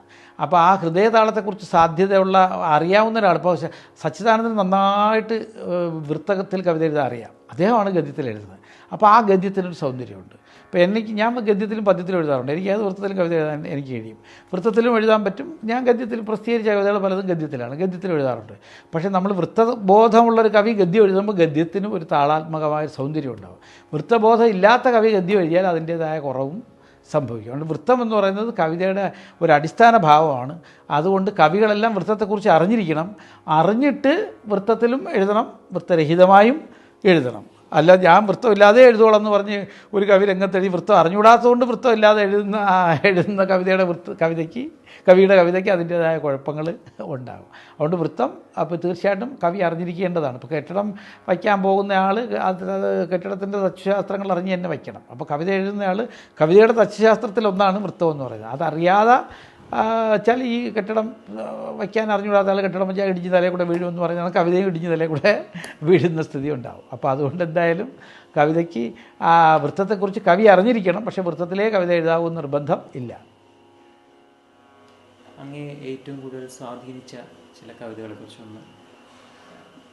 അങ്ങനെ ഏതെങ്കിലും ചില കവിതകളെക്കുറിച്ച് അങ്ങനെ പറയാൻ പറ്റത്തില്ല. കാര്യം വെച്ചാൽ നല്ല കവികളെയും കവിതകളും എല്ലാം നമ്മളെ സ്വാധീനിക്കും. ഇപ്പോൾ കുഞ്ചൻ നമ്പ്യാർ സ്വാധീനിക്കും, പിന്നെ എഴുത്തച്ഛൻ സ്വാധീനിക്കും, പിന്നെ കുമാരനാശാൻ സ്വാധീനിക്കും, കടമ്മനിട്ട സ്വാധീനിക്കും, പിന്നെ വൈലോപ്പിള്ളി, പിന്നെ ഇടശ്ശേരി, ഇവരൊക്കെ നമ്മളെ സ്വാധീനിക്കുന്ന കവികളാണ്. അതിലിപ്പോൾ ഏറ്റവും കൂടുതൽ സ്വാധീനിക്കുന്ന ആരാണ് എന്ന് ചോദിച്ചാൽ നമുക്ക് അങ്ങനെ പറയാൻ പറ്റത്തില്ല. കുമാരനാശാനും പിന്നെ വൈലോപ്പിള്ളിയും എന്നെ വളരെയധികം സ്വാധീനിക്കുന്ന കവികളാണ്. കടമ്മനിട്ടയും സ്വാധീനിച്ചിട്ടുണ്ട്. ഞാൻ എഴുതി തുടങ്ങുന്ന കാലത്ത് കടമ്മനിട്ടയെ അനുകരിച്ച് എഴുതുകയും കടമ്മനിട്ടയെ അനുകരിച്ച് ചൊല്ലുകയൊക്കെ ചെയ്യുമായിരുന്നു ആദ്യകാലത്തൊക്കെ. പിന്നെ അത് ഞാൻ പിന്നെയാണ് മനസ്സിലാക്കിയത്, ഞാനിപ്പോൾ കടമ്മനിട്ടയാണ് അനുകരിച്ചുകൊണ്ടിരിക്കുന്നതെന്ന് മനസ്സിലായി ഞാനത് ഒഴിവാക്കുകയാണ് ചെയ്തത്. അപ്പോൾ ആ തുടക്കത്തിൽ നമുക്ക് അങ്ങനെയുള്ള സ്വാധീനങ്ങളുണ്ടാവും. പക്ഷേ ആരും ഞാൻ അങ്ങനെ അനുകരിക്കാൻ ശ്രമിക്കുന്നില്ല. പക്ഷേങ്കിലും വൈലോപ്പിള്ളിയും പിന്നെ പിന്നെ എല്ലാ കവികളിലും അവരറിയാതെ തന്നെ അപ്പോൾ കുമാരനാശാൻ്റെ കവിതകൾ നമ്മൾ പരിശോധിച്ച് കഴിഞ്ഞാൽ അതിൽ ധാരാളം വരികൾ കാളിദാസൻ്റെതുണ്ട്. കാളിദാസൻ്റെ വരികൾ അതുപോലെ തന്നെ കുമാരനാശാൻ ഉപയോഗിച്ചിട്ടുള്ള എത്രയെങ്കിലും കവിതകളുണ്ട്. അതൊന്നും ബോധപൂർവ്വം കുമാരനാശാനെ അനുകരിച്ചതൊന്നുമല്ല, കുമാരനാശാൻ അറിയാതെ വന്നുപെടുന്നതാണ്. അതുപോലെ എല്ലാ കവികളിലും കാളിദാസൻ സ്വാധീനിക്കാത്ത ഒരു കവിയും മലയാളത്തിലില്ല. എല്ലാ കവികളിലും അങ്ങനെയുള്ള സ്വാധീനങ്ങളുണ്ട്. പിന്നെ അപ്പോൾ അത്തരത്തിൽ എന്നിലും അബോധമായിട്ട് ഞാൻ അറിയാത്ത സ്വാധീനങ്ങൾ കാണും. പക്ഷേ അങ്ങനെ സ്വാധീനം ഉണ്ടാകുന്നെങ്കിൽ എന്നിൽ ഏറ്റവും കൂടുതൽ വരുന്നത് വൈലോപ്പിള്ളിയുടേതായിരിക്കും എന്നാണ് എനിക്ക് തോന്നുന്നത്. കാരണം ഞാൻ ഏറ്റവും കൂടുതൽ ഇഷ്ടപ്പെടുന്ന കവി വൈലോപ്പിള്ളിയാണ്. വൈലോപ്പിള്ളി, ഇടശ്ശേരി, കുമാരനാശാൻ, പിന്നെ കുഞ്ചൻ നമ്പ്യാർ, പുതിയ കാലത്ത് കടമ്മനിട്ട, സച്ചിദാനന്ദൻ, പിന്നെ ഇവരൊക്കെ മിക്കവാറും കവികളൊക്കെ എനിക്ക് പ്രിയപ്പെട്ടവരാണ്. പെട്ടെന്ന് എനിക്ക് ഓർമ്മ വരുന്ന കവികളാണ്. ഇവരുടെയൊക്കെ സ്വാധീനം തീർച്ചയായിട്ടും നമ്മളറിയാതെ തന്നെ ഉണ്ടാകും. അങ്ങനെ ആർക്കും ശൂന്യതയെന്നൊന്നും സൃഷ്ടിക്കാൻ പറ്റത്തില്ല. എല്ലാവരും അങ്ങനെ തന്നെ. മുൻകാല കവികളിൽ നിന്നൊക്കെ ഇപ്പോൾ എഴുത്തച്ഛൻ്റെ വരികളുള്ള സിനിമാ പാട്ട് വരെയുണ്ട്. പച്ച കിളിപ്പ വിഴ പാൽവർണ്ണ മൊത്ത പല കൊച്ചുങ്ങൾ അഞ്ചെണ്ണം സിനിമാ പാട്ടില്ലേ, എഴുത്തച്ഛൻ്റെ വരിയാണ്. പിന്നെ അതുപോലെ കാളിദാസൻ്റെ സിനിമാ പാട്ടുകളിൽ ONV ഒരുപാട് പാട്ടുകളിൽ കാളിദാസൻ്റെ വരികൾ ഉപയോഗിച്ചിട്ടുണ്ട്. തിങ്കൾക്കല പൊട്ടു തൊട്ട ഹിമ, അതൊക്കെ കാളിദാസൻ്റെ മേഘസന്ദേശത്തിൻ്റെയൊക്കെ ശൈലി അനുകരിച്ചിട്ടാണ്. അങ്ങനെ എല്ലാ എഴുത്തുകാർക്കും അങ്ങനെയൊക്കെയുള്ള സ്വാധീനങ്ങളുണ്ട്. ഇംഗ്ലീഷിലെ സാഹിത്യം എടുത്ത് പരിശോധിച്ചാൽ മുഴുവൻ ഷേക്സ്പിയറാണ്. എല്ലാവരുടെ എഴുത്തിലും ഷേക്സ്പിയറിൻ്റെ സ്വാധീനമുണ്ട്. 100-ലധികം ഇംഗ്ലീഷിലെ കൃതികൾക്ക് ഷേക്സ്പിയറിൽ നിന്നുള്ള തലക്കെട്ടുകളുണ്ട്. ഷേക്സ്പിയർ അദ്ദേഹത്തിൻ്റെ നാടകങ്ങളിൽ ഉപയോഗിച്ച വാക്യങ്ങൾ എടുത്ത് തലക്കെട്ടാക്കിയിട്ട് far from the madding crowd ഷേക്സ്പിയറിൻ്റെ വരിയാണ്. അത് പിൽക്കാലത്ത് ഒരു കൃതിയുടെ തലക്കെട്ടായി. അതുപോലെ എത്രയോ കൃതിയൊക്കെ ഷേക്സ്പിയറിൻ്റെ വരികൾ തലക്കെട്ടാക്കിയിട്ടുണ്ട്. അത് അത്തരത്തിലുള്ള സ്വാധീനങ്ങളൊക്കെ ഒരുപാട് എല്ലാവരിലും ഉണ്ടാവും. അപ്പോൾ അത് കൃത്യമായിട്ട് ഇന്ന ഒരാൾ എന്ന് നമുക്ക് എടുത്തു പറയാൻ പറ്റത്തില്ല. പിന്നെ നമുക്ക് പ്രിയപ്പെട്ട ഒരു കവി കാണും. അത് എനിക്ക് തോന്നുന്നു ഏറ്റവും പ്രിയപ്പെട്ട ആൾ, അത് നമ്മൾ ചാടിക്കളിക്കും. കുമാരനാശാനാണോ വൈലോപ്പിള്ളിയാണോ നമുക്ക് പറയാൻ പറ്റത്തില്ല. കാര്യം ഈ രണ്ടുപേരെയും കവിതകൾ ഞാൻ ആവർത്തിച്ച് എപ്പോഴും വായിക്കുന്നതാണ്. ഇവർ രണ്ടുപേരും എനിക്ക് ചിലപ്പോൾ കുമാരനാശാനെ വായിക്കുമ്പോൾ എനിക്ക് തോന്നും കുമാരനാശാനാണ് കൂടുതൽ ഉന്നതൻ. വൈലോപ്പിള്ളിയെ വായിക്കുമ്പോൾ തോന്നും വൈലോപ്പിള്ളിയാണെന്ന് തോന്നുന്നു. ഇടശ്ശേരിയെ വായിക്കുമ്പോൾ തോന്നും ഇവർ രണ്ടിനേക്കാൾ ഭയങ്കരമാണ് ഇടശ്ശേരി. അതൊക്കെ ഈ വലിയ കവികളൊക്കെ നമുക്ക് വായിക്കുമ്പോൾ അങ്ങനെ ഇത് സംഭവിക്കും. അത് പ്രത്യേകിച്ച് ഒരാളുടെ പേര് അങ്ങനെ ഒരു കവിയെ പ്രത്യേകിച്ച് എടുത്ത് പറയുന്നതിലർത്ഥമില്ല. അത് എനിക്ക് തോന്നുന്നു എല്ലാ കവിയേക്കും അങ്ങനെ ആരെയും എടുത്ത് അങ്ങനെ പറയാൻ പറ്റത്തില്ല. കാരണം നല്ല കവിത ആര് കണ്ടാലും നമ്മൾ ഇപ്പോൾ എനിക്ക് ശേഷം വന്നൊരു കവി നല്ല കവിത എഴുതിയാലും നമ്മളെ സ്വാധീനിക്കും. ഞാൻ വായിച്ചിട്ടുണ്ട് ചങ്ങമ്പുഴയുടെ സമപ്രായക്കാരനാണ് പാല നാരായണൻ നായർ. പാലയും ചങ്ങമ്പുഴയും ഒരേ ശൈലിയിൽ കവിത എഴുതുന്നവരാണ്. പിന്നെ ചങ്ങമ്പുഴ ബാഷ്പാഞ്ജലി പ്രസിദ്ധീകരിക്കുന്നതിന് മുമ്പേ പാലയുടെ പൂക്കൾ എന്ന് പറയുന്ന കവിതാ സമാഹാരം വന്നു. ചങ്ങമ്പുഴയുടെ അതേ ശൈലിയാണ് പൂക്കളിൽ കാണുന്നത്. ചങ്ങമ്പുഴ പൂക്കൾ വായിച്ചതിന് ശേഷമാണ് ബാഷ്പാഞ്ജലി പ്രസിദ്ധീകരിക്കുന്നത്. പലരും അന്ന് പറയുകയും ചെയ്തു പാലയെ അനുകരിച്ചാണോ ചങ്ങമ്പുഴ എഴുതിയെന്നൊക്കെ പല സംശയങ്ങളും അന്ന് പറയുകയും ചെയ്തു. ചങ്ങമ്പുഴയുടെ വീട്ടിൽ പാല ചെന്നപ്പോഴത്തേക്ക് പാലയുടെ കവിത ഏതാണെന്ന് ഞാൻ ഇപ്പോൾ ഓർമ്മിക്കുന്നില്ല, ഏതോ ഒരു കവിത ചങ്ങമ്പുഴ അവിടെ ഒട്ടിച്ചു വെച്ചിരിക്കുകയാണ്. പക്ഷേ പൊതുവേ ചങ്ങമ്പുഴയേക്കാൾ ജൂനിയറായ ഒരു കവിയായിട്ട് അറിയപ്പെടുന്ന ആളാണ് പാല. പക്ഷേ ചങ്ങമ്പുഴ പാലയുടെ ആ നല്ല കവിത അവിടെ എടുത്ത് ഒട്ടിച്ചു വെച്ചിരിക്കുകയാണ് പാല ചങ്ങമ്പുഴയെ കാണാനായിട്ട് വീട്ടിൽ ചെന്നപ്പോൾ. അപ്പോൾ എനിക്ക് ശേഷം എഴുതി തുടങ്ങിയ ഒരു കവിയും മെച്ചപ്പെട്ടൊരു കവിത എഴുതിയാൽ അയാളെയും നമ്മൾ ഇഷ്ടപ്പെടുകയും ചിലപ്പോൾ അതിൻ്റെ സ്വാധീനവും നമ്മളിൽ ഉണ്ടായിക്കൂടായില്ല.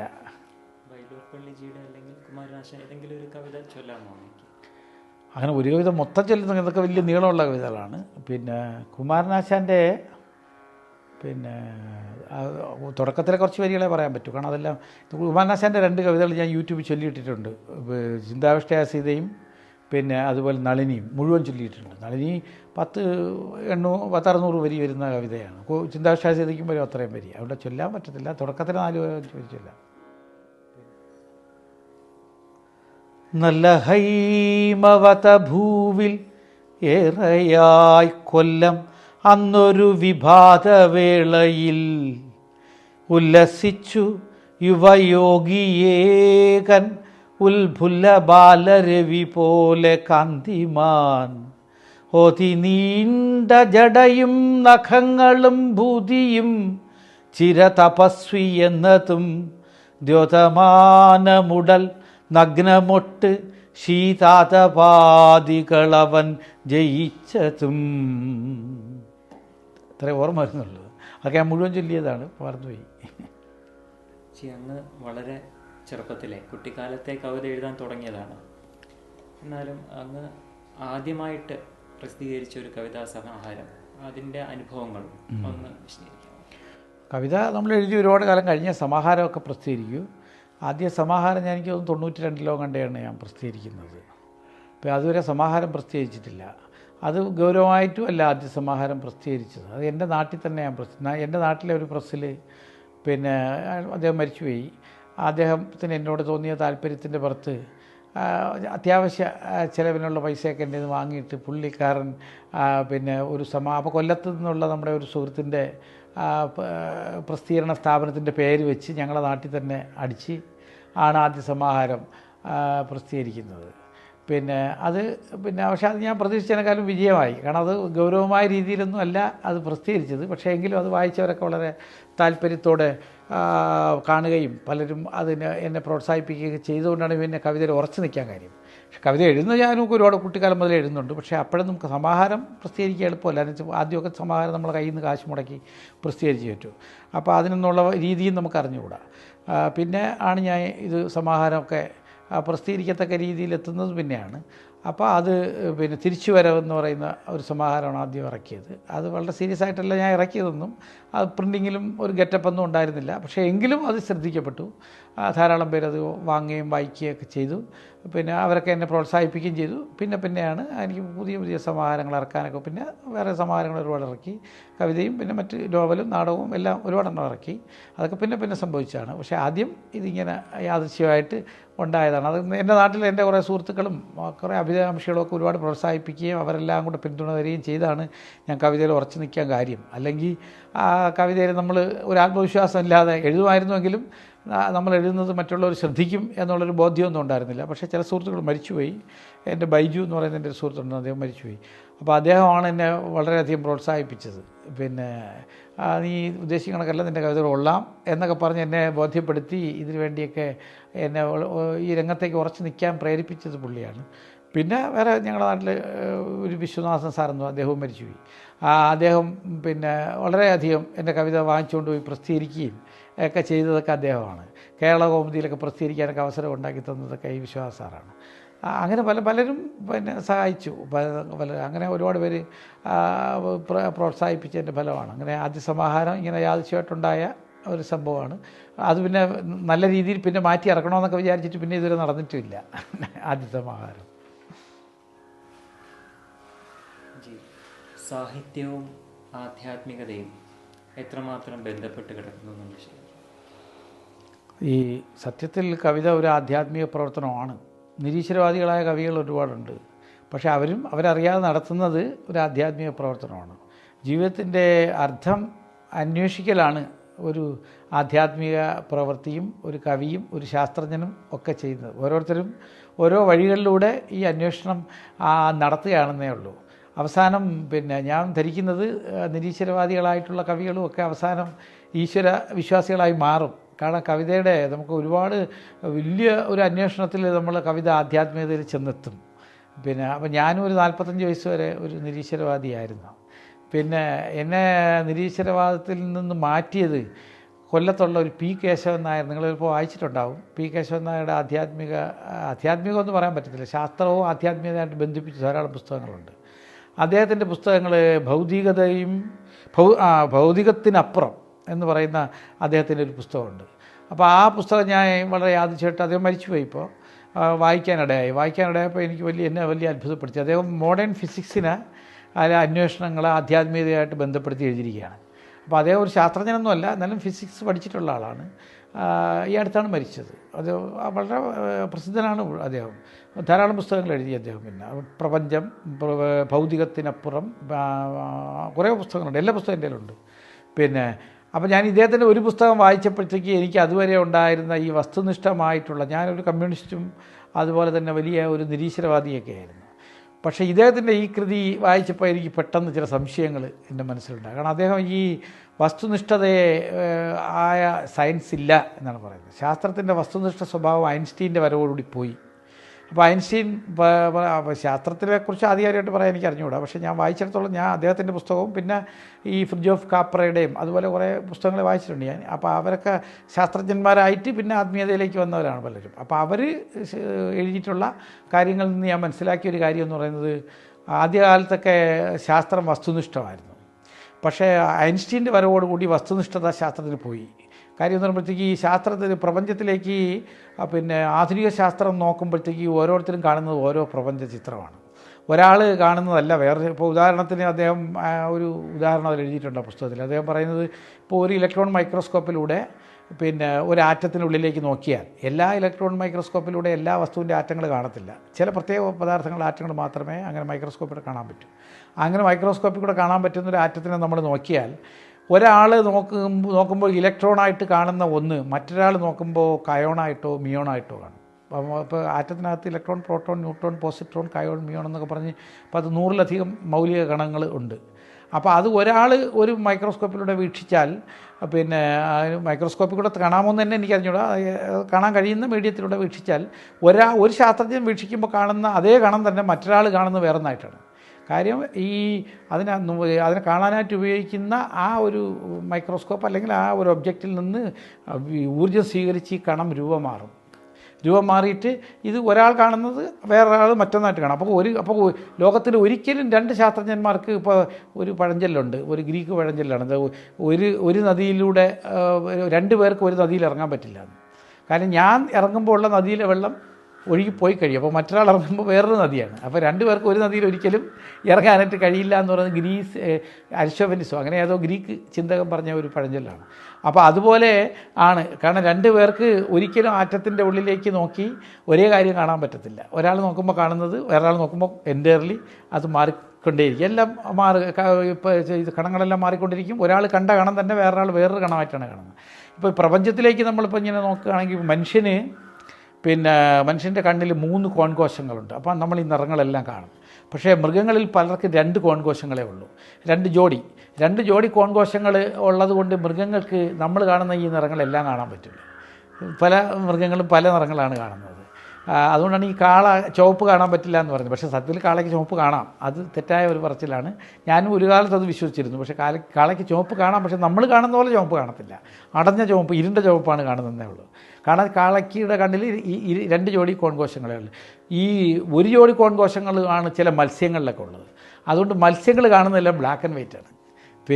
പക്ഷേ തേനീച്ചകൾക്ക് 4 ജോഡി കോൺകോശങ്ങളുണ്ട്. അതുകൊണ്ട് തേനീച്ചകൾക്ക് നമ്മൾ കാണാത്ത ഒരുപാട് നിറങ്ങൾ കാണാം. നമ്മൾ കണ്ടില്ലെങ്കിൽ ഈ നിറങ്ങൾ അവിടെ ഉണ്ട്, തേനീച്ച കാണുന്നുണ്ടത്. ഈ മൃഗങ്ങൾ കാണാത്ത നിറം നമ്മൾ കാണുന്നുണ്ട്. മത്സ്യങ്ങൾ നിറങ്ങണേ, എല്ലാ മത്സ്യമല്ല, ചില മത്സ്യങ്ങൾ, എല്ലാം ആ മത്സ്യങ്ങൾ കാറ്റ് ഫിഷ് എന്നൊക്കെ പറയും. അതെന്തോ ഒരു പേര് ഞാൻ ശരിക്കും ഓർമ്മിക്കത്തില്ല. ആ മത്സ്യങ്ങൾ കാണാത്ത നിറങ്ങൾ നമ്മൾ കാണുന്നു, പക്ഷെ നിറങ്ങൾ അവിടെ ഉണ്ട്. അപ്പോൾ ഈ തേനീച്ചകൾ കണ്ടതിനപ്പുറവും നിറങ്ങളുണ്ടാവും. പക്ഷേ അത് തേനീച്ചയ്ക്ക് 4 ജോഡി കോൺകോശങ്ങളേ ഉള്ളൂ എന്നുള്ളത് തേനീച്ചയ്ക്ക് അത്ര കാണാൻ പറ്റൂ. അപ്പം നമ്മളാരും വസ്തുനിഷ്ഠമായ പ്രപഞ്ചം കാണുന്നില്ല. നമ്മൾ ഈ കാണുന്നതൊന്നും വാസ്തവത്തിൽ സത്യമല്ല. നമ്മുടെ ഇന്ദ്രിയങ്ങളുടെ ഒരു സാധ്യത അനുസരിച്ചുള്ളതാണ് നമ്മൾ കാണുന്നത്. അപ്പോൾ നമ്മൾ ഇത് കണ്ടിട്ടാണ് നമുക്കെല്ലാം അറിയാമെന്നും അതാണ് ഇതെന്നൊക്കെ നമ്മൾ അഹങ്കരിക്കുന്നത്. അത് നമ്മുടെ ഒരു പരിമിതമായ ജ്ഞാനത്തിൻ്റെ ആ തലത്തിൽ നിന്നുള്ള ഒരു അഹങ്കാരമാണ്. പക്ഷേ യഥാർത്ഥത്തിൽ ഇപ്പോൾ ഒരു 6 ജോഡി കോൺകോശങ്ങളുള്ളൊരു ജീവി ഉണ്ടെങ്കിൽ ആ ജീവി കാണുന്ന അത്യത്ഭുതകരമായൊരു പ്രപഞ്ച ചിത്രമായിരിക്കും. നമുക്ക് മനുഷ്യന് സ്വപ്നം കാണാനേ പറ്റൂ. പട്ടിക്ക് നമ്മൾ കേൾക്കാത്ത ശബ്ദങ്ങൾ കേൾക്കാം. ഇപ്പോൾ 20 ഡെസിബൽ മുതൽ 20,000 ഡെസിബൽ വരെയുള്ള ശബ്ദങ്ങളെ മനുഷ്യൻ്റെ ചെവിക്ക് കേൾക്കാൻ പറ്റും. പട്ടിക്ക് അതിന് മുകളിലുള്ള ശബ്ദം കേൾക്കാം. ഇപ്പോൾ ഭൂമി സൂര്യനെ ചുറ്റുമ്പോൾ ഭയങ്കരമായ ശബ്ദം ഉണ്ടാകുന്നുണ്ട്. പക്ഷേ ആ ശബ്ദം കേൾക്കാതെ നമുക്ക് കഴിഞ്ഞിരുന്നത് നമ്മളെ ഇയർ ഡ്രം പൊട്ടിയാണ്. പക്ഷേ നമുക്കത് കേൾക്കാൻ ശേഷിയില്ലാത്തതുകൊണ്ട് നമ്മളത് അറിയുന്നില്ല. ഇതിൻ്റെ ഫ്രീക്വൻസി കുറച്ചിട്ട് നാസയിൽ അതിനെ റെക്കോർഡ് ചെയ്തിട്ട് ഭൂമിയുടെ പാട്ടെന്ന് പറഞ്ഞിട്ട് 24 മണിക്കൂറും അവിടെ വെച്ച് അത് കേൾപ്പിക്കുന്നുണ്ടെന്നാണ്. പക്ഷേ അതിൻ്റെ ഫ്രീക്വൻസി കുറച്ചാണ് ചെയ്യുന്നത്. അങ്ങനെയാണെങ്കിൽ നമുക്ക് കേൾക്കാൻ പറ്റും. ആ ഫ്രീക്വൻസിയിൽ നമുക്ക് കേൾക്കാനാണ്. അപ്പം നമ്മൾ കേൾക്കാത്തതും അറിയാത്തതുമായി എന്തൊക്കെയോ ഈ പ്രപഞ്ചത്തിൽ 10,000 കോടിക്കണക്കിന് പ്രതിഭാസങ്ങളുണ്ട്. അപ്പോൾ അതിനൊക്കെ നമുക്കൊരു തീർപ്പ് പറയാനുള്ള ശേഷി നമുക്കില്ല. നമുക്ക് അന്വേഷിക്കാനേ പറ്റും. അപ്പോൾ ഈ ഒരു ആധ്യാത്മിക ഒരു വലിയ സിദ്ധന് പോലും തീർപ്പ് പറയാൻ പറ്റില്ല. അങ്ങനെ ഒരു സിദ്ധനും പോലും അന്വേഷണമാണ്. അതുകൊണ്ടാണ് നേതി എന്ന് പറയുന്നത്. ന ഇതിയാണ്, ഇതല്ല. അങ്ങനെ നമുക്ക് ഈശ്വരനെ അന്വേഷിക്കാം. അങ്ങനെ ഓരോരുത്തർക്കും അന്വേഷിക്കുമ്പോൾ ഓരോ രീതിയിൽ ഈശ്വരനെ കാണാൻ പറ്റും. അങ്ങനെയുള്ള അന്വേഷണമേ നടക്കൂ. അല്ലാതെ നമുക്ക് ഈശ്വരൻ്റെ കാര്യത്തിൽ ഒരു തീർപ്പ് ഒരാൾ പറയുന്നുവെങ്കിൽ അത് അയാളുടെ വ്യക്തിപരമായ നിരീക്ഷണം മാത്രമാണ്. അതൊരു അപക്വമായ നിരീക്ഷണമാണ്. അതിനൊരു തീർപ്പില്ല. ഈശ്വരൻ ഏതെല്ലാം ഭാവത്തിൽ പ്രപഞ്ചത്തിലുണ്ട് എന്നുള്ളതിനെക്കുറിച്ച് നമുക്ക് അറിയില്ല. നമ്മുടെ അന്വേഷണം. ഞാനിപ്പോൾ ശിവഭക്തരാണ്.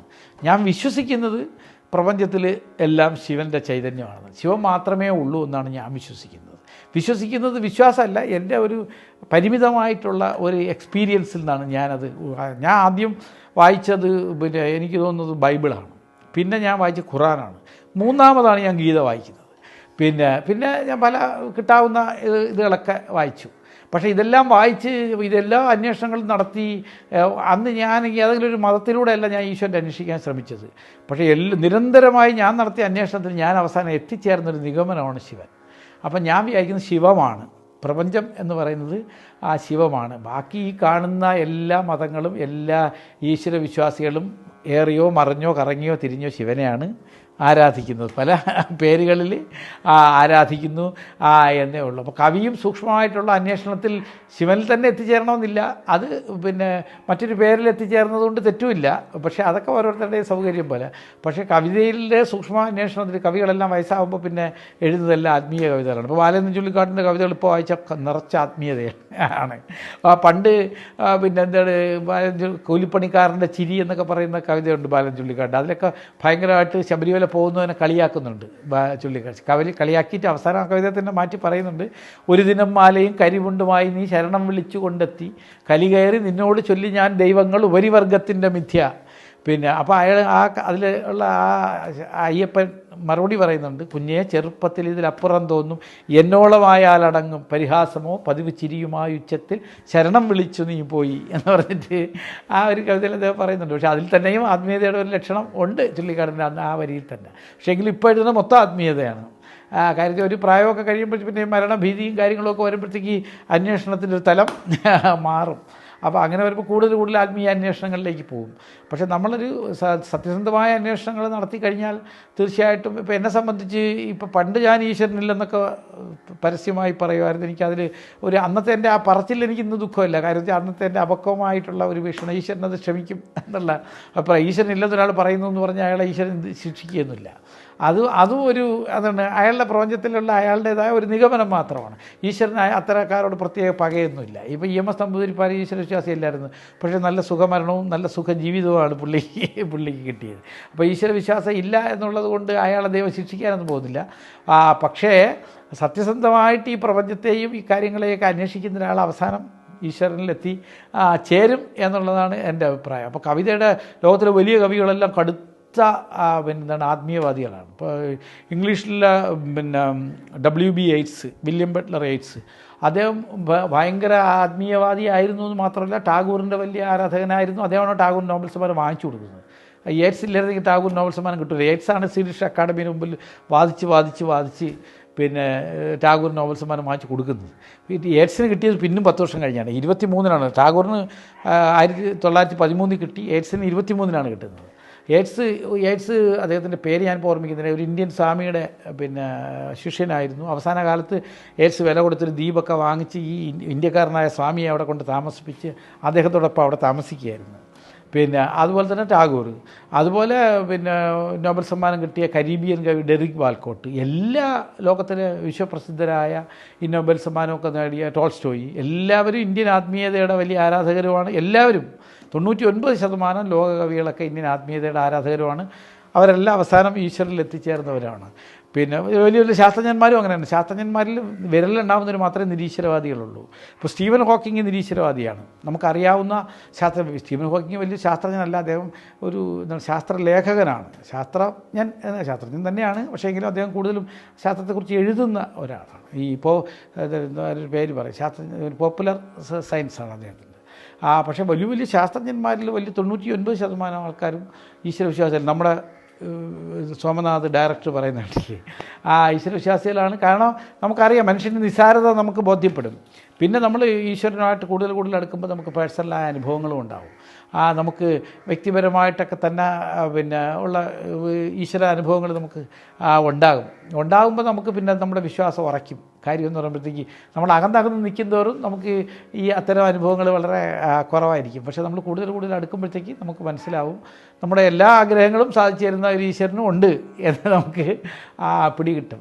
പിന്നെ ജീവിതത്തിൽ വലിയ ജീവിത വിജയം നേടി മനുഷ്യരെല്ലാം തന്നെ വലിയ ഈശ്വരവിശ്വാസികളുമാണ്. അപ്പോൾ കവിതയ്ക്ക് പിന്നെ കവിത ഒരു നിരീശ്വരവാദിയായിട്ടുള്ള കവിത എഴുതണമെങ്കിൽ എഴുതിക്കോട്ടെ, അത് കുഴപ്പമില്ല. കവിതയുടെ വഴിയിൽ പിന്നെ ഈശ്വരൻ നിർബന്ധമായി വേണമെന്ന് നമുക്ക് പറയാൻ പറ്റത്തില്ല. പക്ഷേ കവിത ശരിക്കും സൂക്ഷ്മതലത്തിൽ അന്വേഷിച്ച് ചെന്നാൽ അവസാനം ഈശ്വരനിൽ എത്തും. കവിത ഒരു ജീവിത അന്വേഷണമാണ്. ആ ഒരു അന്വേഷണം എത്തിച്ചേരുന്നത് ഈശ്വരൻ തന്നെ ആയിരിക്കും എന്നുള്ളതാണ് എൻ്റെ ഒരു വിശ്വാസം.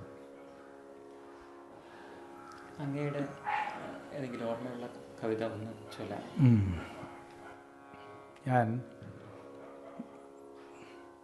ഒരു പിന്നെ കൽപ്പാന്തം എന്ന് പറയുന്നൊരു കവിത. ഇന്നലെയും എൻ സ്വപ്നത്തിൽ മുങ്ങിമരിച്ച സുഹൃത്തുക്കൾ വന്നു വിളിച്ചവർ ദുശ്ശകുനം കൊണ്ടുവരുന്ന നിമിത്തങ്ങൾ. ഞാനൻ കൂട്ടിലിരുന്നൽപ്പം ചൂടു പകർന്നു രസിച്ചപ്പോൾ വേരുകളറ്റു മരം തന്നെ താഴേക്കാണ്ടു പതിക്കുമ്പോൾ വാക്കിൽ പിന്നെ കർമ്മത്തിൽ നോക്കിലുമുണ്ടു ദുരന്തങ്ങൾ. കൂടുകൾ തീർത്ത പരാശക്തി ഇനി നാഴിക പോലും നേട്ടങ്ങൾ. ഇന്നാളെൻ്റെ പടിപ്പുരയിൽ ചിങ്ങം നിന്നു ചിലമ്പിപ്പോയി ആതിര കരളുമുറിഞ്ഞൊടുവിൽ ആതുര കേന്ദ്രം പൂകുന്നു. മുക്കുറ്റിപ്പൂമുറ്റത്തിന്നലെ തൊണ്ട വരണ്ടു മരിച്ചപ്പോൾ ചഷകം പറ്റെ മൊന്തി മതിച്ചതും ഈ ഞാനാണെന്നോർത്തില്ല. അമ്പലമുറ്റത്താൽത്തറമേലൊരു ചെണ്ടയുറക്കം തൂങ്ങുന്നു. നെഞ്ചു തുരന്നൊരു നഞ്ചലിനാദ കരളും കുടലും തിന്നുന്നു. പാമ്പാടുന്നൊരു കാവിൽ പണ്ടു മരിച്ചൊരു പാട്ടിൻ പ്രേതങ്ങൾ. കാവുകൾ തീണ്ടിയലഞ്ഞൊരു പൊട്ട കിണറിൽ വീണു മറഞ്ഞപ്പോൾ ഞാനൊരു വീണ തുടച്ചു മിനുക്കി താളം ചെത്തിയൊരുക്കുന്നു. നേരാണമ്മ പറഞ്ഞതു കുഞ്ഞേ, തീരാറായി നാട്യങ്ങൾ. കലിയുഗമുടനെ കഴിയും നമ്മുടെ കഥയും വിരവിൽ കഴിയുമ്പോൾ അന്ത്യമടുക്കയ അഹങ്കാരത്തിൻ ചെന്തി കൂട്ടി രസിക്കും നാം. നമ്മെ തന്നെ എരിക്കാനായി മൃദുചന്ദനമുട്ടികൾ കൂട്ടുന്നു. മധുവും മാംസം മരനീരും പിന്നെരിയും കാമവുമുണ്ടല്ലോ. ഋതുഭേദങ്ങൾ പകർന്നൂട്ടും മുകിലും മാരിത്തരിമണിയും. നീലാകാശ നികുഞ്ചത്തിൽ താരകൾ ചാർത്തിയ മാലയുമായി വെൺമുകിലുണ്ടു വിളക്കുണ്ട്, പിന്നെ പനിമതി മലരുണ്ട്. സുഖഭോഗക്കടൽ നീന്താനായി ചിറകുകൾ നൽകിയതാരാണ്? അടിമകൾ നമ്മുടെ ജനിതകരാശികൾ, അടിമുടി വ്യർത്ഥ വിനോദങ്ങൾ. നോക്കൂ, നാം ഒരു നെയ്യാമ്പൽപ്പൂ നീറ്റില മലരികൾ കോർത്തിയിടും. നളിനദലങ്ങളിലാരോ വച്ചൊരു ചടുല ജലപ്പൊട്ടറിയുക നാം. മണ്ണും ജലവും ഗഗനവുമെൻ നെഞ്ചു കേറ്റു നടുങ്ങിപ്പോയി എന്നാണെല്ലാ പുസ്തകവും എന്നോടു ചൊല്ലിയതോർക്കുന്നു. വാക്കുകൾ തോറ്റിയ ഗർവങ്ങൾ വാചകമേളയറമ്പറ്റും. വിണ്ണൊരു തമ്പുകണക്കറ്റ് നമ്മുടെ മുകളിൽ നിലം പറ്റും. കടലു തിളച്ചു വരണ്ടിയിടും, മണ്ണു കുലുങ്ങിയമർന്നിടും. മുടിയും നമ്മുടെ മതമൊടുവിൽ മൗനമഹാനദിയായൊഴുകും. മുടിയും നമ്മുടെ മതമൊടുവിൽ മൗനമഹാനദിയായൊഴുകും. ഈ കവിത എഴുതാനുണ്ടായ ഒരു പ്രചോദനം പറയാം. അത് അങ്ങനെ ഒരു പ്രത്യേക പ്രചോദനം പറയാൻ പറ്റത്തില്ല. ഈ കവിത ഏത് സാഹചര്യത്തിലാണ് എഴുതിയതെന്ന് ഞാൻ ഓർമ്മിക്കുന്നില്ല. ഇത് പിന്നെ ഏതോ ഒരു സന്ദർഭത്തിൽ കവിത ഒന്നും തന്നെ അങ്ങനെ ഒരു മുൻകൂട്ടിയുള്ള എന്തിൻ്റെ ഒരു പ്രചോദനത്തിൻ്റെ പുറത്തൊന്നും നമ്മൾ കവിത എഴുതണമെന്നില്ല. കവിത അത് ഞാൻ നേരത്തെ പറഞ്ഞതുപോലെ നല്ല കവിത, ഈ വെറുതെ നമുക്ക് കവിത എന്നൊക്കെ ഉള്ള പേരിൽ പാട്ടി എന്തെങ്കിലും എഴുതാം. നല്ലൊരു കവിത അത് സംഭവിക്കുന്നതാണ്. അപ്പോൾ നമ്മളിപ്പോൾ ബസ്സിലിരിക്കുമ്പോഴോ അല്ലെങ്കിൽ ഉറങ്ങാനായിട്ട് കിടക്കുമ്പോഴോ എപ്പോഴെങ്കിലുമൊക്കെ രണ്ട് വരി നമ്മളറിയാതെ നമ്മുടെ മനസ്സിൽ പെട്ടെന്ന് വരും. നമ്മളത് മറന്നു പോകാതിരിക്കാൻ വേണ്ടി എവിടെയെങ്കിലും കുറിച്ച് വയ്ക്കും. കുറിച്ച് വെച്ചില്ലെങ്കിൽ കൃത്യമായിട്ട് അത് മറക്കും എന്നുള്ള ഉറപ്പാണ്. എവിടെയെങ്കിലും കുറിച്ച് വയ്ക്കും. പിന്നെ നമ്മൾ വേറൊരു സന്ദർഭം നടക്കുമ്പോൾ അതിൻ്റെ അടുത്ത രണ്ട് വരി ഇവിടെ വരുന്നു. പിന്നെ നമ്മൾ ഈ 3-4-5 വരി കിട്ടിക്കഴിയുമ്പോൾ നമ്മൾ എഴുതാനായിട്ടിരിക്കുന്നു. പിന്നെ നമ്മളതുപോലും അറിയാതെ അതിങ്ങനെ വന്നുകൊണ്ടേ ഇരിക്കുന്നു. അത് എങ്ങനെ സംഭവിക്കുന്നു എന്നുള്ളത് ചോദിച്ചു കഴിഞ്ഞാൽ അത് ഞാൻ പ്രത്യേകിച്ച് പറയുന്നത് നല്ല കവിത എന്നേ എടുത്ത് പറയുന്നു. പിന്നെ അല്ലാത്ത കവിതയെ സംബന്ധിച്ച് ഇപ്പോൾ ആർക്കും എഴുതാം. ആര് ചെന്നിരുന്നാലും മലയാള ഭാഷയെ സംബന്ധിച്ച് ഒരുവിധ ധാരണയുള്ള ആൾക്കാർക്ക് അവരുടെ അനുഭവങ്ങൾ ഈ താളത്തിലോ ഒക്കെ എഴുതുന്നതിന് ബുദ്ധിമുട്ടില്ല. പക്ഷേ അത് കവിതയല്ല, അതിനെ നമുക്ക് കവിതയെന്ന് പറയാൻ പറ്റത്തില്ല. കവിതയെന്ന് പറയുന്നത് ഞാൻ ഈ പറയുന്ന പോലെ നമ്മൾ മറ്റുള്ളവർ കാണാത്ത ഇടങ്ങളിലുള്ളതേ കവിതയാവും. അപ്പോൾ അത്തരത്തിലുള്ള സൂക്ഷ്മമായിട്ടുള്ള അന്വേഷണങ്ങളുള്ള നിരീക്ഷണങ്ങളുള്ള കവിതയാണെന്നുണ്ടെങ്കിൽ അതിങ്ങനെ സംഭവിക്കുന്നതാണ്. അതൊരാൾക്കും കൃത്യമായിട്ട് അതിൻ്റെ ഒരു പ്രചോദനത്തെക്കുറിച്ചോ ഒന്നും നമുക്ക് പറയാൻ പറ്റത്തില്ല. ഇപ്പോൾ ചിലപ്പോൾ നമുക്കൊരു കവിത എഴുതണമെന്ന് പറഞ്ഞിരുന്നാൽ നമുക്കൊരു വരി എഴുതാൻ കഴിയുകയില്ല. പക്ഷേ ചില സന്ദർഭത്തിൽ നമ്മളൊരു കവിത എഴുതണമെന്ന് പറഞ്ഞിരുന്നാൽ ചിലപ്പോൾ നമുക്ക് ഇഷ്ടംപോലെ എഴുതാനും പറ്റും. അതൊന്നും നമ്മുടെ നിയന്ത്രണത്തിൽ നിൽക്കുന്ന കാര്യമില്ല. ഇപ്പോൾ ഏതെങ്കിലും ഒരു ഓണം വിശേഷപ്രതികളൊക്കെ വരുമ്പോൾ കവിതകൾ ചോദിക്കാറുണ്ട്. അപ്പോൾ ഒരു കവിത എഴുതണമെന്ന് പറഞ്ഞ് നമ്മൾ ചെന്നിരുന്നാൽ ചിലപ്പോൾ ഒന്നും എഴുതാൻ പറ്റില്ല. പക്ഷേ ചിലപ്പോൾ അങ്ങനെ എന്നിരുന്നാലും നമ്മൾ പ്രതീക്ഷിക്കുന്നതിനേക്കാൾ നല്ലൊരു കവിത ഉണ്ടായെന്നും വരും. അതൊന്നും നമ്മുടെ നിയന്ത്രണത്തിൽ നിൽക്കുന്ന കാര്യം അല്ല. ആ കാര്യം അതിങ്ങനെ സംഭവം. അതുകൊണ്ടാണ് പലരും പറയുന്നത്, ഞാൻ ഇപ്പോൾ യേശുദാസ് എപ്പോഴും പറയാറുണ്ടല്ലോ, ഞാൻ അല്ല പാടുന്നത്, ദൈവം എന്നെ കൊണ്ട് പഠിപ്പിക്കുന്നതാണെന്ന്. അത് അദ്ദേഹത്തിൻ്റെ ഒരു അമിത വിനയമായിട്ടും ഒരു കാപട്യമായിട്ടും ഒക്കെ ചിലർ പറയാറുണ്ട്. പക്ഷേ ആ സംഭവം സത്യമാണ്. അത് ഒരിക്കലും നമ്മൾ ഈ ചെയ്യുന്ന ഒരു കാര്യങ്ങളും നമ്മുടെ നിയന്ത്രണത്തിൽ നിൽക്കുന്നതോ നമുക്ക് പൂർണ്ണമായിട്ടും ഒരു ആധിപത്യമുള്ളതോ ആയ കാര്യങ്ങൾ അല്ല. അത് പിന്നെ നമ്മുടെ ഒരു നമുക്ക് വിവരണാതീതമായൊരു ശക്തി നമ്മുടെ പിറകിൽ ഉണ്ടെങ്കിൽ നമുക്കിതൊക്കെ ചെയ്യാൻ പറ്റും. അതിൻ്റെ സാന്നിധ്യം നമ്മൾ നഷ്ടപ്പെട്ടു പോയാൽ നമുക്ക് പിന്നെ ഒന്നും ചെയ്യാനായിട്ട് കഴിയുകയുമില്ല. പക്ഷെ അതൊന്നും നമുക്ക് മറ്റൊരാളിനോട് വർണ്ണിച്ച് കൊടുക്കാനായിട്ട് കഴിയുകയില്ല. അതൊക്കെ വിവരണത്തിനപ്പുറം നിൽക്കുന്ന കാര്യങ്ങളാണ്. കാര്യം അത് ഒന്നും ചിലപ്പോൾ ചിലർ പറയാൻ ജാട പറയുകയാണെന്ന് ചിലർ പറയും. പക്ഷെ അതൊന്നുമല്ല, ഒന്നും നമ്മുടെ നിയന്ത്രണത്തിൽ നിൽക്കുന്ന കാര്യങ്ങൾ അല്ല. ഇപ്പോൾ അൽഷിമേഴ്സ് വന്നു കഴിഞ്ഞാൽ പിന്നെ നമുക്ക് എന്തെങ്കിലും എഴുതാൻ പറ്റുമോ? ഒന്നും പറ്റത്തില്ല. അപ്പോൾ ഒന്നും നമ്മുടെ കൺട്രോളിലല്ല കാര്യങ്ങളല്ല. ഇതൊക്കെ സംഭവിക്കണം എന്ന് ഒക്കെ ഉള്ളതായിരിക്കും. എല്ലാം ഇപ്പോൾ മനുഷ്യൻ്റെ ഇപ്പോൾ ഒരു നിശ്ചയ ശതമാനം കവികൾ വേണം സമൂഹത്തിൽ, ഒരു നിശ്ചയ ശതമാനം പാട്ടുകാർ വേണം. ഇതൊക്കെ മനുഷ്യ ജീവിതത്തിൽ ആവശ്യമാണ്.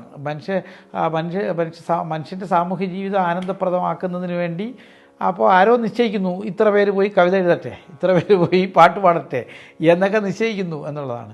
പക്ഷേ പഠിച്ചാൽ എല്ലാവർക്കും പാടാം അത്യാവശ്യത്തിന്. പക്ഷേ അത് അത്യാവശ്യത്തിനേ പറ്റൂ. പിന്നെ പഠിച്ചാൽ എല്ലാവർക്കും കവിതയും എഴുതാം, പക്ഷേ അത് അത്യാവശ്യത്തിന്. പക്ഷേ അതൊക്കെ ജെനുവിൻ കവിയാവില്ല. യേശുദാസ് പാടുന്ന പോലെ പാടാൻ യേശുദാസിനെ പറ്റൂ. പിന്നെ പഠിച്ചവർക്ക് പാടുന്നതിന് ഒരു പരിമിതിയുണ്ട്. പഠിച്ചവർക്ക് എല്ലാവർക്കും പാടാം, പക്ഷേ അതിന് ഒരു പരിമിതിയുണ്ട്. യേശുദാസിൻ്റെ ദൈവികമായ ശബ്ദം എന്ന് പറയുന്നത് അത് പുള്ളിക്ക് മാത്രമേ കിട്ടിയിട്ടുള്ളൂ. അപ്പോൾ അഭ്യാസം കൊണ്ട് ഒരാൾക്ക് ഉള്ള ശബ്ദത്തെ മെച്ചപ്പെടുത്താം. പക്ഷേ അത് മെച്ചപ്പെടുത്തുന്നതിനും നമുക്കൊരു അവിടെ സംഗതി ചവരുണ്ടെങ്കിലേ ചിത്രം എഴുതാനായിട്ട് കഴിയുകയുള്ളൂ. അപ്പോൾ പുള്ളിയുടെ തൊണ്ടയിൽ അത് വച്ച് വിട്ടതാണ്.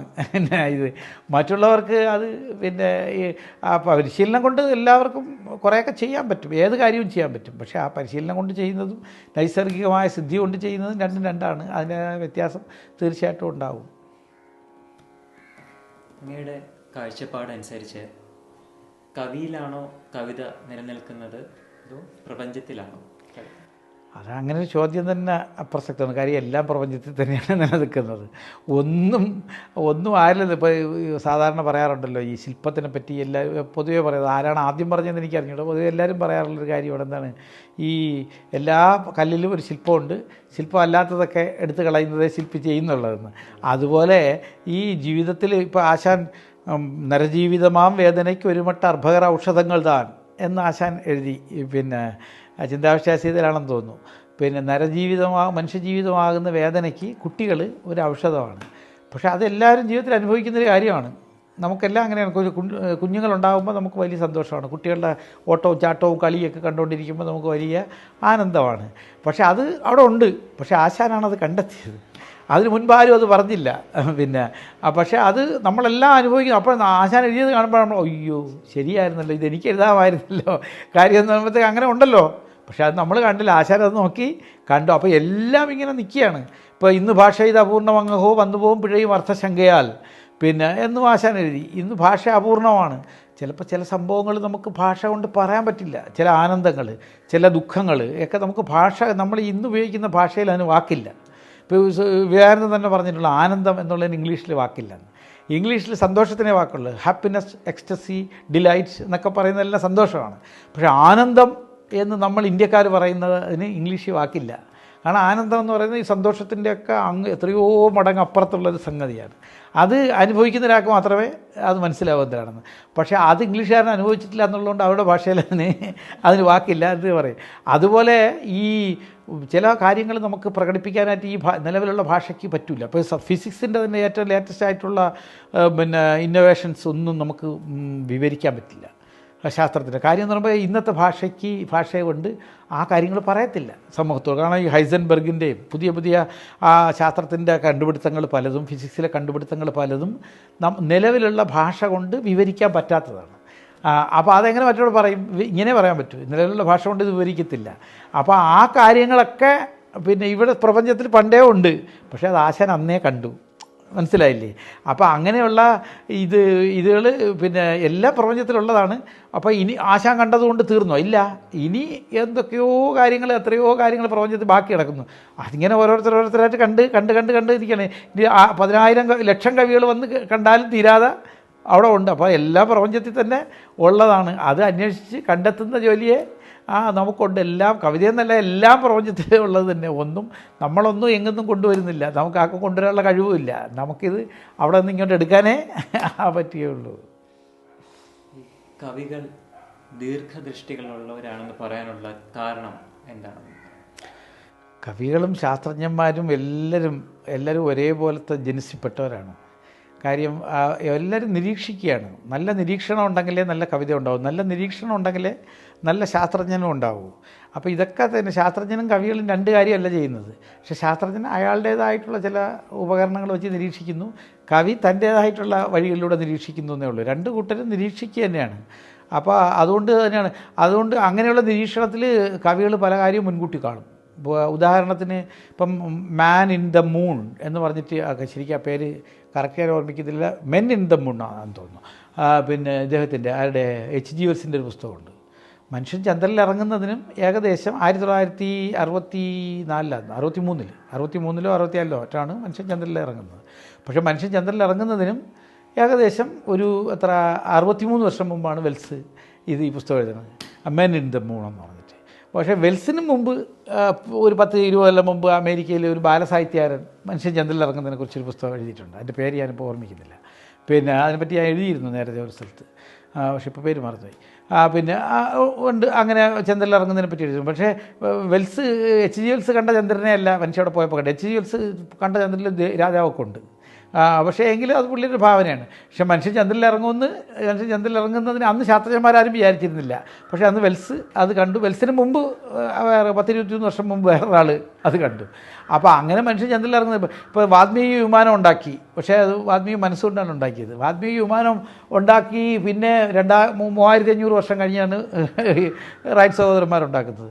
അപ്പോൾ പുള്ളി അന്ന് വെറുതെ വാൽമീകിക്ക് ശേഷമാണ് ഭരദ്വാജൻ പിന്നെ പക്ഷേ വേദങ്ങളിലും ഭരദ്വാജന്മാരെ പറ്റി പറയുന്നുണ്ട്. പക്ഷേ ഈ പറയുന്ന ഭരദ്വാജൻ വാൽമീകിക്ക് ശേഷമാണ്. കാരണം ഒരേ പേരിൽ തന്നെ ആയിരക്കണക്കിന് ഋഷിമാരുണ്ട്, ഓരോരോ കാലഘട്ടത്തിൽ ആ പേര് തന്നെ ആവർത്തിക്കും. അപ്പോൾ ഈ ഭരദ്വാജൻ്റെ യന്ത്രസംഹിത എന്ന് പറയുന്ന പുസ്തകമുണ്ട്. അതിനകത്ത് 108 തരം വിമാനങ്ങളെപ്പറ്റി പറയുന്നുണ്ട്. അതിൽ ഓരോ വിമാനങ്ങളിലും ഒരു തരമാണ് ഈ പുഷ്പകം എന്ന് പറയുന്നത്. ഓരോ വിമാനങ്ങളിലും യന്ത്രം എവിടെ വയ്ക്കണം, വിമാനം ഉണ്ടാക്കാനുള്ള ലോഹം എങ്ങനെ ഉണ്ടാക്കണം എന്നൊക്കെ ഭരദ്വാജൻ പറയുന്നുണ്ട്. അന്ന് വിമാനം ഇല്ലായിരുന്നുള്ളത് നമുക്ക് ഉറപ്പാണ്. പക്ഷേ എങ്കിലും ഭരദ്വാജൻ്റെ ഭാവനയിലൂടെ ഇത്തരം കാര്യങ്ങൾ 108 തരമായിട്ട് തരംതിരിക്കുന്നു. അതിനകത്ത് ഓരോന്നിനും പേരിടുന്നു. അതിൽ യന്ത്രം എവിടെ വയ്ക്കണമെന്ന് പറയുന്നു, അതിൻ്റെ ലോഹക്കൂട്ട് ഇങ്ങനെ ഉണ്ടാക്കണമെന്ന് പറയുന്നു. അതൊക്കെ വായിച്ചാൽ നമുക്ക് തോന്നും അന്ന് ഇന്ത്യയിൽ വിമാനം ഉണ്ടായിരുന്നെന്ന് തോന്നും. പക്ഷേ ഉണ്ടായിരുന്നു എന്നുള്ളതിന് തെളിവൊന്നുമില്ല. പക്ഷേ എങ്കിലും ഭരദ്വാജൻ്റെ ഭാവന അത്രയും സഞ്ചരിച്ചു. ഭരദ്വാജൻ കവിയാണെന്ന് പറയാൻ പറ്റില്ല, എന്നാൽ കവിയല്ലെന്നും പറയാൻ പറ്റില്ല. കാരണം ആ കാലത്തുള്ള ശ്ലോകങ്ങളൊക്കെ കവിത പോലെ തന്നെ. അപ്പോൾ അങ്ങനെ കടന്ന എല്ലാ കാര്യങ്ങളും നമ്മൾ ഇന്ന് കാണുന്ന പല കാര്യങ്ങളും പിന്നെ ഇപ്പോൾ ഒരിക്കലും നമ്മളതിനെ താരതമ്യപ്പെടുത്തുന്നത് ശരിയല്ല. പിന്നെ ഇന്നത്തെ മിസൈൽ ആക്രമണം, അഗ്നി, നമ്മുടെ മിസൈൽ അത് തന്നെയാണല്ലോ ആഗ്നേയാസ്ത്രം എന്നൊക്കെ പറഞ്ഞിട്ട് അന്ന് എഴുതിയത് ഇത് തന്നെയാണെന്ന് നമ്മൾ പറയുന്നത് ശരിയല്ല. കാര്യത്തിൽ ഇന്നത്തെ മിസൈലിൻ്റെ ടെക്നോളജി പൂർണ്ണമായിട്ടും അല്ല അതിൽ ഉപയോഗിക്കുന്നത് ശരിയാണ്. പക്ഷേ എങ്കിലും ഭാവനയിൽ ഒരാളത് നേരത്തെ കണ്ടു, ആഗ്നേയാസ്ത്രം പോകുന്നു. അതിനിപ്പോൾ ആൻറ്റി മിസൈലുകളുണ്ടല്ലോ, മിസൈലുകളെ തടുക്കുന്നുള്ള മിസൈലിൽ ഇപ്പോൾ ആയിക്കഴിഞ്ഞല്ലോ. അയൺ ഡോമൊക്കെ അതാണല്ലോ, നമുക്കുണ്ടല്ലോ Su-30 എന്തൊക്കെ പറഞ്ഞിട്ടുണ്ടല്ലോ സാധനം. അപ്പോൾ അങ്ങനെയുള്ള പിന്നെ സംഭവങ്ങളൊക്കെ ആയിക്കഴിഞ്ഞു. അപ്പോൾ കവികളല്ലേ ആദ്യം കാണുന്നതല്ല. അപ്പോൾ കവി ഭാവനയിലാണ് കണ്ടത്, പിന്നെ ശാസ്ത്രജ്ഞൻ അതിനെ മെറ്റീരിയലൈസ് ചെയ്യും. അപ്പോൾ അതുകൊണ്ടാണ് കവി ക്രാന്തദർശി എന്ന് അന്നേ പറഞ്ഞത്. ആ കാലത്ത് പോലെ തന്നെ കവികൾ കടന്നു കാണുന്നവരാണെന്ന്. അപ്പോൾ ലോകത്തിൻ്റെ നാശം കവികൾ കാണുന്നുണ്ട്. പിന്നെ അപ്പോൾ ലോകത്തിൻ്റെ നാശവും ഉണ്ടാവും, തീർച്ചയായിട്ടും ഉണ്ടാവും. അപ്പോൾ ആ കവികൾ അങ്ങനെ കാണുന്നു. ഈ കവിതയെന്നും പറഞ്ഞ് കൊണ്ടു കിടക്കുന്നവരെല്ലാം കവികളെന്നില്ല, ഇങ്ങനെ സൂക്ഷ്മമായി കാണാൻ കഴിയുന്ന വലിയ കവികളെയാണ് ഞാൻ ഉദ്ദേശിക്കുന്നത്. അപ്പോൾ അങ്ങനെയുള്ള പിന്നെ കവികൾ കാണുന്ന കാര്യങ്ങൾ സമൂഹം പിന്നെ പിൽക്കാലത്ത് കാണും. പിന്നെ അതുകൊണ്ടാണ് കവികളെ ക്രാന്തദർശി എന്ന് പറയുന്നത്. തീർച്ചയായിട്ടും അത് തന്നെയാണ്. വലിയ വലിയ ഋഷിമാരൊക്കെ അതിൻ്റെ ഋഷി എന്നല്ലേ കവികൾ, വാൽമീകിയൊക്കെ ഋഷിയല്ലേ, അവരൊക്കെ ഭയങ്കര എല്ലാം പിന്നെ അതിൽ തന്നെ പറയുന്നുണ്ട് വാൽമീകി പിന്നെ ശ്ലോകത്വമാഗത, ശ്ലോകത്തിൽ നിന്ന് ശ്ലോകം ഉണ്ടായി എന്നാണ്. ഇങ്ങനെ പിന്നെ വാൽമീകി വേടനിങ്ങനെ ഇതിനെ കിളിയെ അമ്പെയ്ത് കൊല്ലുന്ന സമയത്ത് അത് കണ്ടിട്ട് ആ നിഷാദ പ്രതിഷ്ഠാന്തമകമശാശ്വതി സമാ ക്രൗഞ്ചമിഥനാത് ഏകം അവധി കാമമോഹിതം എന്ന് പറഞ്ഞു കഴിഞ്ഞിട്ട് വാൽമീകി അയ്യോ ഞാനിപ്പോൾ പറഞ്ഞത് ശ്ലോകമാണല്ലോ എന്ന് വാൽമീകി എപ്പോഴാണ് മനസ്സിലാക്കുന്നത്. ഞാനിപ്പോൾ പറഞ്ഞത് പദ്യമാണല്ലോ, ശ്ലോകമാണല്ലോ, ഇത് കവിതയാണല്ലോ എന്ന് പറഞ്ഞതിന് ശേഷമാണ് വാൽമീകി മനസ്സിലാക്കുന്നത്.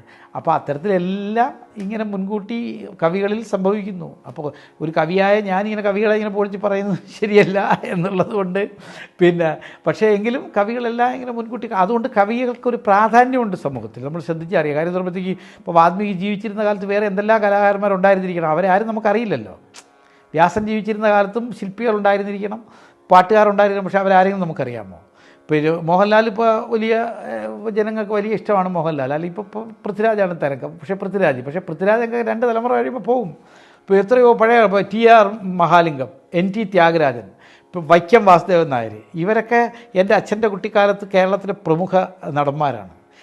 അവരൊക്കെ കൂടുതൽ നാടകത്തിലാണ് അഭിനയിച്ചത്, പക്ഷേ ഇവരൊക്കെ പിന്നെ സിനിമയിലുമൊക്കെ വന്നു. പിന്നെ ഇവരെയൊക്കെ അന്നത്തെ തലമുറ രോമാഞ്ചത്തോടുകൂടി കണ്ടവരാണ് ഞാൻ ഈ പറയുന്നത്. വൈക്കം വാസുദേവൻ നായരൊക്കെ സിനിമയിലും ഉണ്ടായിരുന്നു, അവരൊക്കെ മുഖ്യമായിട്ടും നാടകത്തിലായിരുന്നു. അപ്പോൾ ഇന്ന് ഈ മോഹൻലാലിനും പൃഥ്വിരാജിനും ഒക്കെ കിട്ടുന്ന അംഗീകാരം അന്ന് കിട്ടിയവരാണ് ഇവരൊക്കെ. പക്ഷേ ഇന്ന് ആർക്കറിയാം? ഞാനിതൊക്കെ ചരിത്രം പഠിക്കുന്നതുകൊണ്ട് എനിക്കറിയാം. പക്ഷേ ഇന്നത്തെ തലമുറയിൽ ഒരൊറ്റ ചെറുപ്പക്കാരൻ്റെ TR മഹാലിംഗം എന്നോ പണ്ഡരിഭായ് എന്നോ വൈക്കം വാസുദേവൻ നായരെന്നോ അന്ന് പാലാ തങ്കം എന്നോ എന്നും പറഞ്ഞാൽ ആർക്കും അറിയില്ല. അതുപോലെ ഈ മോഹൻലാലൊക്കെ തന്നെ 2 തലമുറ കഴിയുമ്പോൾ ഈ ടെലിവിഷൻ ഉള്ളത് കൊണ്ട് നസീറിനെ നമുക്കറിയാം. പക്ഷേ എന്നാലും ടെലിവിഷൻ ഉണ്ടെങ്കിൽ പോലും ഒരു 3 തലമുറയോടെ കഴിയുമ്പോൾ നസീറും പറയും, പിന്നെ ഇവരൊക്കെ പോവും. പക്ഷേ കുമാരനാശാൻ മറയാൻ പോകുന്നില്ല, പിന്നെ ഇത് വാൽമീകി മറയാൻ പോകുന്നില്ല. ഈ വ്യാസനൊക്കെ മലയാളികൾ ജീവിച്ചിരിക്കുന്നിടത്തോളം കാലം എഴുത്തച്ഛനും കുമാരനാശാനും ഒക്കെ ഉണ്ടാവും. അതുകൊണ്ട് കവിക്ക് പക്ഷേ എന്നാൽ ഇപ്പോൾ കുമാരനാശാൻ ഇവിടെ കവിത എല്ലാം വന്നാൽ കൂടി വന്നാൽ 30 പേര് വരും കേൾക്കാൻ. പിന്നെ പക്ഷേ മോഹൻലാലാണ് വരണമെങ്കിൽ പോലീസ് വെടിവെപ്പ് കിടക്കും. ഇപ്പോൾ സച്ചിൻ തെണ്ടുൽക്കർ വന്നു കഴിഞ്ഞാൽ 10,000 കണക്ക് പേര് പിന്നെ ആൾക്കാർ ഇവിടെ വന്ന് വേണ്ട ബഹളം ഉണ്ടാക്കും. പക്ഷേ അവരൊക്കെ മരിച്ചു കഴിയുമ്പോൾ യാതൊന്നുമില്ല. ഇപ്പോൾ മറഡോണ എന്തായിരുന്നു, ഇപ്പോൾ മറഡോണയുടെ പേര് എന്നെ സമൂഹം മറന്നു തുടങ്ങി. പെലെ ഇപ്പോൾ ആർക്കും അറിയില്ല. എൻ്റെ കുട്ടിക്കാലത്തൊക്കെ പെലെയായിരുന്നു എല്ലാം. പക്ഷേ ഇപ്പോൾ തലമുറയിൽ പലരുടെയും പെലെയെക്കുറിച്ച് ഞാൻ പറഞ്ഞു അങ്ങനെ ഒരു കളിക്കാരൻ ഉണ്ടായിരുന്നു എന്നാണ് പിള്ളേർ ചോദിക്കുന്നത്. പുതിയ തലമുറക്കാർക്ക് പെലെ അറിഞ്ഞുകൂടാ. പക്ഷേ സുജിത്ത് എഴുത്തച്ഛനെ അന്നത്തെ തലമുറയ്ക്ക് അറിയാവുന്നതിനേക്കാൾ കൂടുതൽ ഇന്നത്തെ തലമുറയ്ക്ക് അറിയാം. അത് ഇനി ഒരു 50 വർഷം കഴിഞ്ഞാലും ഇനി ഒരു 5000 വർഷം കഴിഞ്ഞാലും എഴുത്തച്ഛനെ അറിഞ്ഞുകൊണ്ടേയിരിക്കും. പക്ഷേ മോഹൻലാൽ എന്ന് പറഞ്ഞാൽ അന്ന് ആരും അറിയില്ല. അപ്പോൾ അതുപോലെ തന്നെ ഈ കാര്യങ്ങളൊക്കെ അങ്ങനെ തന്നെ സംഭവിക്കും. പിന്നെ ഈ ഓരോരോ പിന്നെ കവിയൊക്കെ അങ്ങനെ ഒരു പ്രാധാന്യമുണ്ട്. അതുകൊണ്ടാണ് കവികളെ സമൂഹം. പക്ഷേ എന്നാൽ ജീവിച്ചിരിക്കുന്ന കാലത്ത് കവിക്ക് ഒരു പ്രാധാന്യമില്ല. അത് MG തന്നെ പറയുന്നുണ്ട്. ഒരു പുതിയ പുസ്തകം ഇറങ്ങുമ്പോൾ ബോക്സ് ഓഫീസ് തകർത്ത ജനക്കൂട്ടം ഒരു പുസ്തക സ്റ്റാളും ഇടിച്ച് തകർത്തിട്ടില്ല. പക്ഷേ എനിക്ക് തന്നെ അറിയാം, മോഹൻലാലിൻ്റെ ഹിസ് ഹൈനസ് അബ്ദുള്ള സിനിമ ഇറങ്ങിയപ്പോഴത്തേക്ക് തിരുവനന്തപുരത്ത് തള്ളി ഒരുത്തൻ്റെ കൈയൊടിഞ്ഞു, വേറെത്തന്നെ തല പൊട്ടി, എന്തെല്ലോ സംഭവങ്ങളുണ്ടായെന്നറിയാമോ? അന്ന് ഞാൻ ചെറുപ്പമാണ്, അതുകൊണ്ട് എനിക്ക് നന്നായിട്ട് അറിയാം ആ സംഭവം. പിന്നെ ഞാനും ആ സിനിമ കാണാൻ പോയി പേടിച്ച് ഞാൻ കാണാതെ പോയ പടമാണ്. പക്ഷേ എന്നാൽ ഇപ്പോൾ MGയുടെ പുതിയ പുസ്തകം ഇറങ്ങുന്നു, അല്ലെങ്കിൽ വേറെ ഇന്ന് ഉള്ള അറിയപ്പെടുന്ന ഒരു എഴുത്തുകാരൻ്റെ പിന്നെ സുഭാഷ് ചന്ദ്രൻ്റെ KR വീരരെ ആരെങ്കിലും ഒരു പുതിയ പുസ്തകം ഇറങ്ങുന്നിരിക്കട്ടെ. പക്ഷേ ഇറങ്ങുന്ന സന്ദർഭത്തിൽ ആരും ചെന്ന് ബുക്ക് സ്റ്റാളിൽ ചെന്ന് ഇടിച്ച് കയറുകയോ ഒരാളും അങ്ങോട്ട് തിരിഞ്ഞു നോക്കില്ല. പക്ഷേ കാലം കഴിയുമ്പോൾ ഇവരൊക്കെ കാണും. പക്ഷേ ഈ പറഞ്ഞ സിനിമാ നടന്മാരെല്ലാം അപ്രത്യക്ഷരാകും. അപ്പോൾ കവിതയ്ക്ക് അങ്ങനെ എന്തോ ഒരു പ്രാധാന്യം സമൂഹം കൊടുക്കുന്നുണ്ട്. അതുകൊണ്ടാണ് ജീവിച്ചിരുന്ന കാലത്ത് ആരും തിരിഞ്ഞു നോക്കാത്ത കവികൾ. നാരായണൻ നായരുടെ ഒരു കവിതയുണ്ട്, ഹിരണ്യമേവാർജയ എന്ന് പറഞ്ഞു. അപ്പോൾ അത് മാഘൻ എന്ന് പറയുന്ന സംസ്കൃത കവിയെക്കുറിച്ചുള്ള കഥയാണ് അതിൽ എഴുതിയിരിക്കുന്നത്. മാഘൻ വലിയ കവിയായിരുന്നു, പക്ഷേ പട്ടിണി കിടന്ന് മരിക്കുകയാണിത്. മാഘനൊരു വലിയ ഒരു ശിശുപാലവധം എന്ന് പറയുന്ന പ്രസിദ്ധമായ കവിതയുണ്ട് മാഘൻ ഈ കവിത എഴുതി പിന്നെ രാജാവിൻ്റെ അടുത്ത് കൊണ്ട് ചെന്നു. രാജാവിൻ്റെ അടുത്ത് കൊണ്ടുവന്നപ്പോൾ രാജാവ് പിന്നെ അത് മൈൻഡ് ചെയ്തില്ല, ഒരു മൂല കളഞ്ഞു. മാഹൻ ഒന്നും കിട്ടിയില്ല. രാജാവിന് ഇഷ്ടപ്പെട്ടിരുന്നേ വല്ലാതെ കിട്ടുമെന്നും പറഞ്ഞാണ് കൊടുത്തത്. രാജാവ് അത് സമയമില്ലാത്തതുകൊണ്ട് വായിച്ചില്ല, ഒരു മൂലയെ കളഞ്ഞു. മാഹൻ ഇറങ്ങി നടന്നുപോയി. പിന്നെ പട്ടിണിയോടുകൂടി നടന്ന് കുറേ ദിവസം നടന്ന അവസാനം ഒരു മരത്തിൻ്റെ ചോട്ടിൽ ചെന്നിരുന്ന് പട്ടിണി കിടന്ന് മരിച്ചു. പട്ടിണി കാരണം മരിച്ചുപോയി. മരിച്ച് കഴിഞ്ഞതിന് ശേഷമാണ് രാജാവ് ഒരു ദിവസം ഇത് എടുത്ത് വായിച്ചു നോക്കുന്നത്. മഹത്തായ കവിത. രാജാവ് അത്ഭുതപ്പെട്ടു. അപ്പോൾ രാജാവ് പറഞ്ഞു, കഴിഞ്ഞ ദിവസം ഇതും കൊണ്ടിവിടെ വന്ന ആ കവി എവിടെ എന്ന് ചോദിച്ചാൽ പറഞ്ഞു, അദ്ദേഹം ഇവിടെ നിന്ന് പോയി എങ്ങോട്ടാണ് പോയി, കുറേ ദിവസമായല്ലോ എന്ന് പറഞ്ഞു. അയ്യോ, എന്ത് മനോഹരമായ കവിത, എത്രയും പെട്ടെന്ന് നിങ്ങൾ പോയി അദ്ദേഹത്തെ വിളിച്ചുകൊണ്ടുവന്നത്. അങ്ങനെ പട്ടാളക്കാരെല്ലാം കൂടെ ഇദ്ദേഹത്തെ വിളിക്കാനായിട്ട് പോയി. അവിടെ ചെന്നപ്പോൾ മരച്ചുവട്ടിൽ കവി ചത്തിരിക്കുകയാണ്. ചത്തിരുന്നപ്പോഴത്തേക്ക് കവിയുടെ കയ്യിൽ അവസാനത്തെ ഒരു ഓലയും ഒരു നാരായവും ഉണ്ട്. അപ്പോൾ അതിൽ 4 വരി എഴുതിയിരിക്കുന്നു. അപ്പം ന ഭുജ്യതേ വ്യാകരണം ക്ഷുതാതുരൈ പിപാസിതൈ കാവ്യരസോ ന പീയതേ ന വിദ്യായ കേരളത്തിൽ ഉദ്ധൃതം കുലം ഹിരണ്യമേവാർജയ നിഷ്ഫലാകല എന്നാണ്. അപ്പോഴത്തേക്ക് അപ്പോൾ അതിനർത്ഥം വ്യാകരണം കൊണ്ട് ഒരു ന ഭുജ്യതേ വ്യാകരണം ക്ഷുതാതുരൈ, വ്യാകരണം തിന്നൊരുത്തൻ്റെ ക്ഷുത്തും വിശപ്പും മാറുന്നില്ല. പിപാസിതൈ കാവ്യരസോ ന പീയതേ, ദാഹിക്കുന്നവന് കാവ്യരസം കുടിക്കാനും പറ്റില്ല. ഭുജ്യതേ വ്യാകരണ പിപാസിതൈ കാവ്യരസോ ന പീയ ന വിദ്യായ കേനചിത് ഉദ്ധൃതം കുലം, വിദ്യ കൊണ്ട് ഒരു കുലവും ഉദ്ധരിക്കാനായിട്ട് നമുക്ക് കഴിയുകയില്ല. ഹിരണ്യമേവാർജയ, പണം തന്നെ സ്വർണം തന്നെ സമ്പാദിക്കണം. നിഷ്ഫലാകല, ഈ കലയൊന്നും കൊണ്ട് യാതൊരു ഗുണമില്ല എന്ന് പറഞ്ഞ് അദ്ദേഹത്തിൻ്റെ ഗതികേട് കൊണ്ട് എഴുതി വെച്ചിട്ടാണ് അദ്ദേഹം മരിച്ചത്. പക്ഷേ ഇന്നും മാഹനുണ്ട്, ശിശുപാലവധമുണ്ട്. അന്ന് ഭയങ്കര കോടീശ്വരന്മാരുണ്ടായിരുന്നു. അവരെ ആരെങ്കിലും അറിയുന്നുണ്ടോ? ഇല്ല. ഇന്നിപ്പോൾ അംബാനിയും അദാനിയാണ് ഇന്ന് ഇന്ത്യയിൽ എല്ലാവരും അറിയുന്ന മനുഷ്യർ. പക്ഷേ അംബാനി അദാനി ഇപ്പോൾ കഴിഞ്ഞ തലമുറ ഇപ്പോൾ ഒനാസിസ് എന്ന് പറഞ്ഞിട്ട് ഭയങ്കര ഒരു കോടീശ്വരൻ ഉണ്ടായിരുന്നു. അദ്ദേഹം ലോകത്തിലെ 1-ാം നമ്പർ കോടീശ്വരനായിരുന്നു ഒനാസിസ്. അദ്ദേഹമാണ് പിന്നെ മറ്റേ ജാക്വലിൻ കെന്നഡിയെ കല്യാണം കഴിച്ചത്. കെന്നഡിയുടെ ഭാര്യ, കെന്നഡി മരിച്ച ശേഷം വിവാഹം കഴിച്ചു. ഈ ഒനാസിസിൻ്റെ പണം കണ്ടാണ് അവർ അയാളെ കെട്ടിയത്. അന്ന് ഒനാസിസാണ് ലോകത്തെ പത്രങ്ങളിൽ മുഴുവൻ. ഇന്ന് പക്ഷേ ഒനാസിസിനെ ആർക്കറിയാം? പക്ഷേ ഒനാസിസിന് മുമ്പ് ജീവിച്ചിരുന്ന എലിയട്ടിനെ നമുക്കെല്ലാവർക്കും അറിയാം. അദ്ദേഹം കവിയായിരുന്നു. അപ്പോൾ അതുപോലെ കവികൾ ഈ കാലത്തിൻ്റെ മഹാസമുദ്രം കടന്ന് ഇങ്ങനെ നീന്തി ഇപ്പുറത്തെത്തുന്നവരാണ് കവികൾ. പക്ഷേ കാലത്തിൻ്റെ സമുദ്രം കടക്കാൻ പറ്റാതെ പോകുന്നവരാണ് കോടീശ്വരന്മാരും. ഇപ്പോൾ ഏതെങ്കിലും ഒരു സ്ഥലത്ത് ഇപ്പോൾ ഒരു വലിയ കോടീശ്വരൻ ഉണ്ടെന്ന് പറഞ്ഞാൽ ആ സ്ഥലത്തിന് ആരും അറിയില്ല. ഇപ്പോൾ കല്ലറ എന്ന് പറയുന്നത് എൻ്റെ സ്ഥലം. ഇപ്പോൾ അത് ഇപ്പോൾ ഞാൻ ഒരു അറിയപ്പെടുന്നൊരു കവി ആവുകയാണെങ്കിൽ എത്ര വർഷം കഴിഞ്ഞാലും എൻ്റെ പേരിലൂടെ അത് നിലനിൽക്കും. പക്ഷേ എന്നെ വലിയ പണക്കാർ, ഞാൻ എൻ്റെ നാട്ടിൽ എത്രയോ പേരുണ്ട്, കോടീശ്വരം 1000 കോടിയൊക്കെ ആസ്തിയുള്ളവരുണ്ട്. പക്ഷേ അവരൊക്കെ മരിച്ച്. ഇപ്പോൾ വാഴോള എന്ന് പറഞ്ഞൊരു വലിയ ജന്മി ഉണ്ടായിരുന്നു എൻ്റെ നാട്ടിൽ, ഭയങ്കര പണക്കാരനായിരുന്നു. ആ പ്രദേശത്ത് എല്ലാവർക്കും ഭയന്നിരുന്ന വലിയ കോടീശ്വരനായിരുന്നു. ഇന്നത്തെ തലമുറയോട് പറഞ്ഞാൽ ആർക്കും അയാളെ പറ്റി അറിയില്ല. പക്ഷേ എൻ്റെ കവിതകൾ നിലനിൽക്കുകയാണെങ്കിൽ അടുത്ത തലമുറയും ചിലപ്പോൾ എന്നെ അറിഞ്ഞെന്ന് വരും. അപ്പോൾ അതിൻ്റെ ഒരു പ്രത്യേകതയാണ് കവിയൊക്കെ ഉള്ളത്. അതുകൊണ്ടാണ് കവികളെ ക്രാന്തദർശികളാണ് എന്ന് ആ സമൂഹം പറയുന്നത്. റിയലിസവും കാൽപ്പനികതയും തമ്മിലുള്ള എന്താണ് വ്യത്യാസം? കവിതയിൽ എന്താണ് പ്രാധാന്യം? റിയലിസം, കാൽപ്പനികത എന്ന് പറയുന്നത് കവിതയ്ക്ക് മാത്രം ഉള്ള സംഗതിയല്ല. അത് സാഹിത്യത്തിലെ ചില പ്രസ്ഥാനങ്ങളാണ്. ഇന്ത്യയെ സംബന്ധിച്ച് അതിനൊരു പ്രസക്തി ഇല്ലെന്നുള്ളതാണ് സത്യം.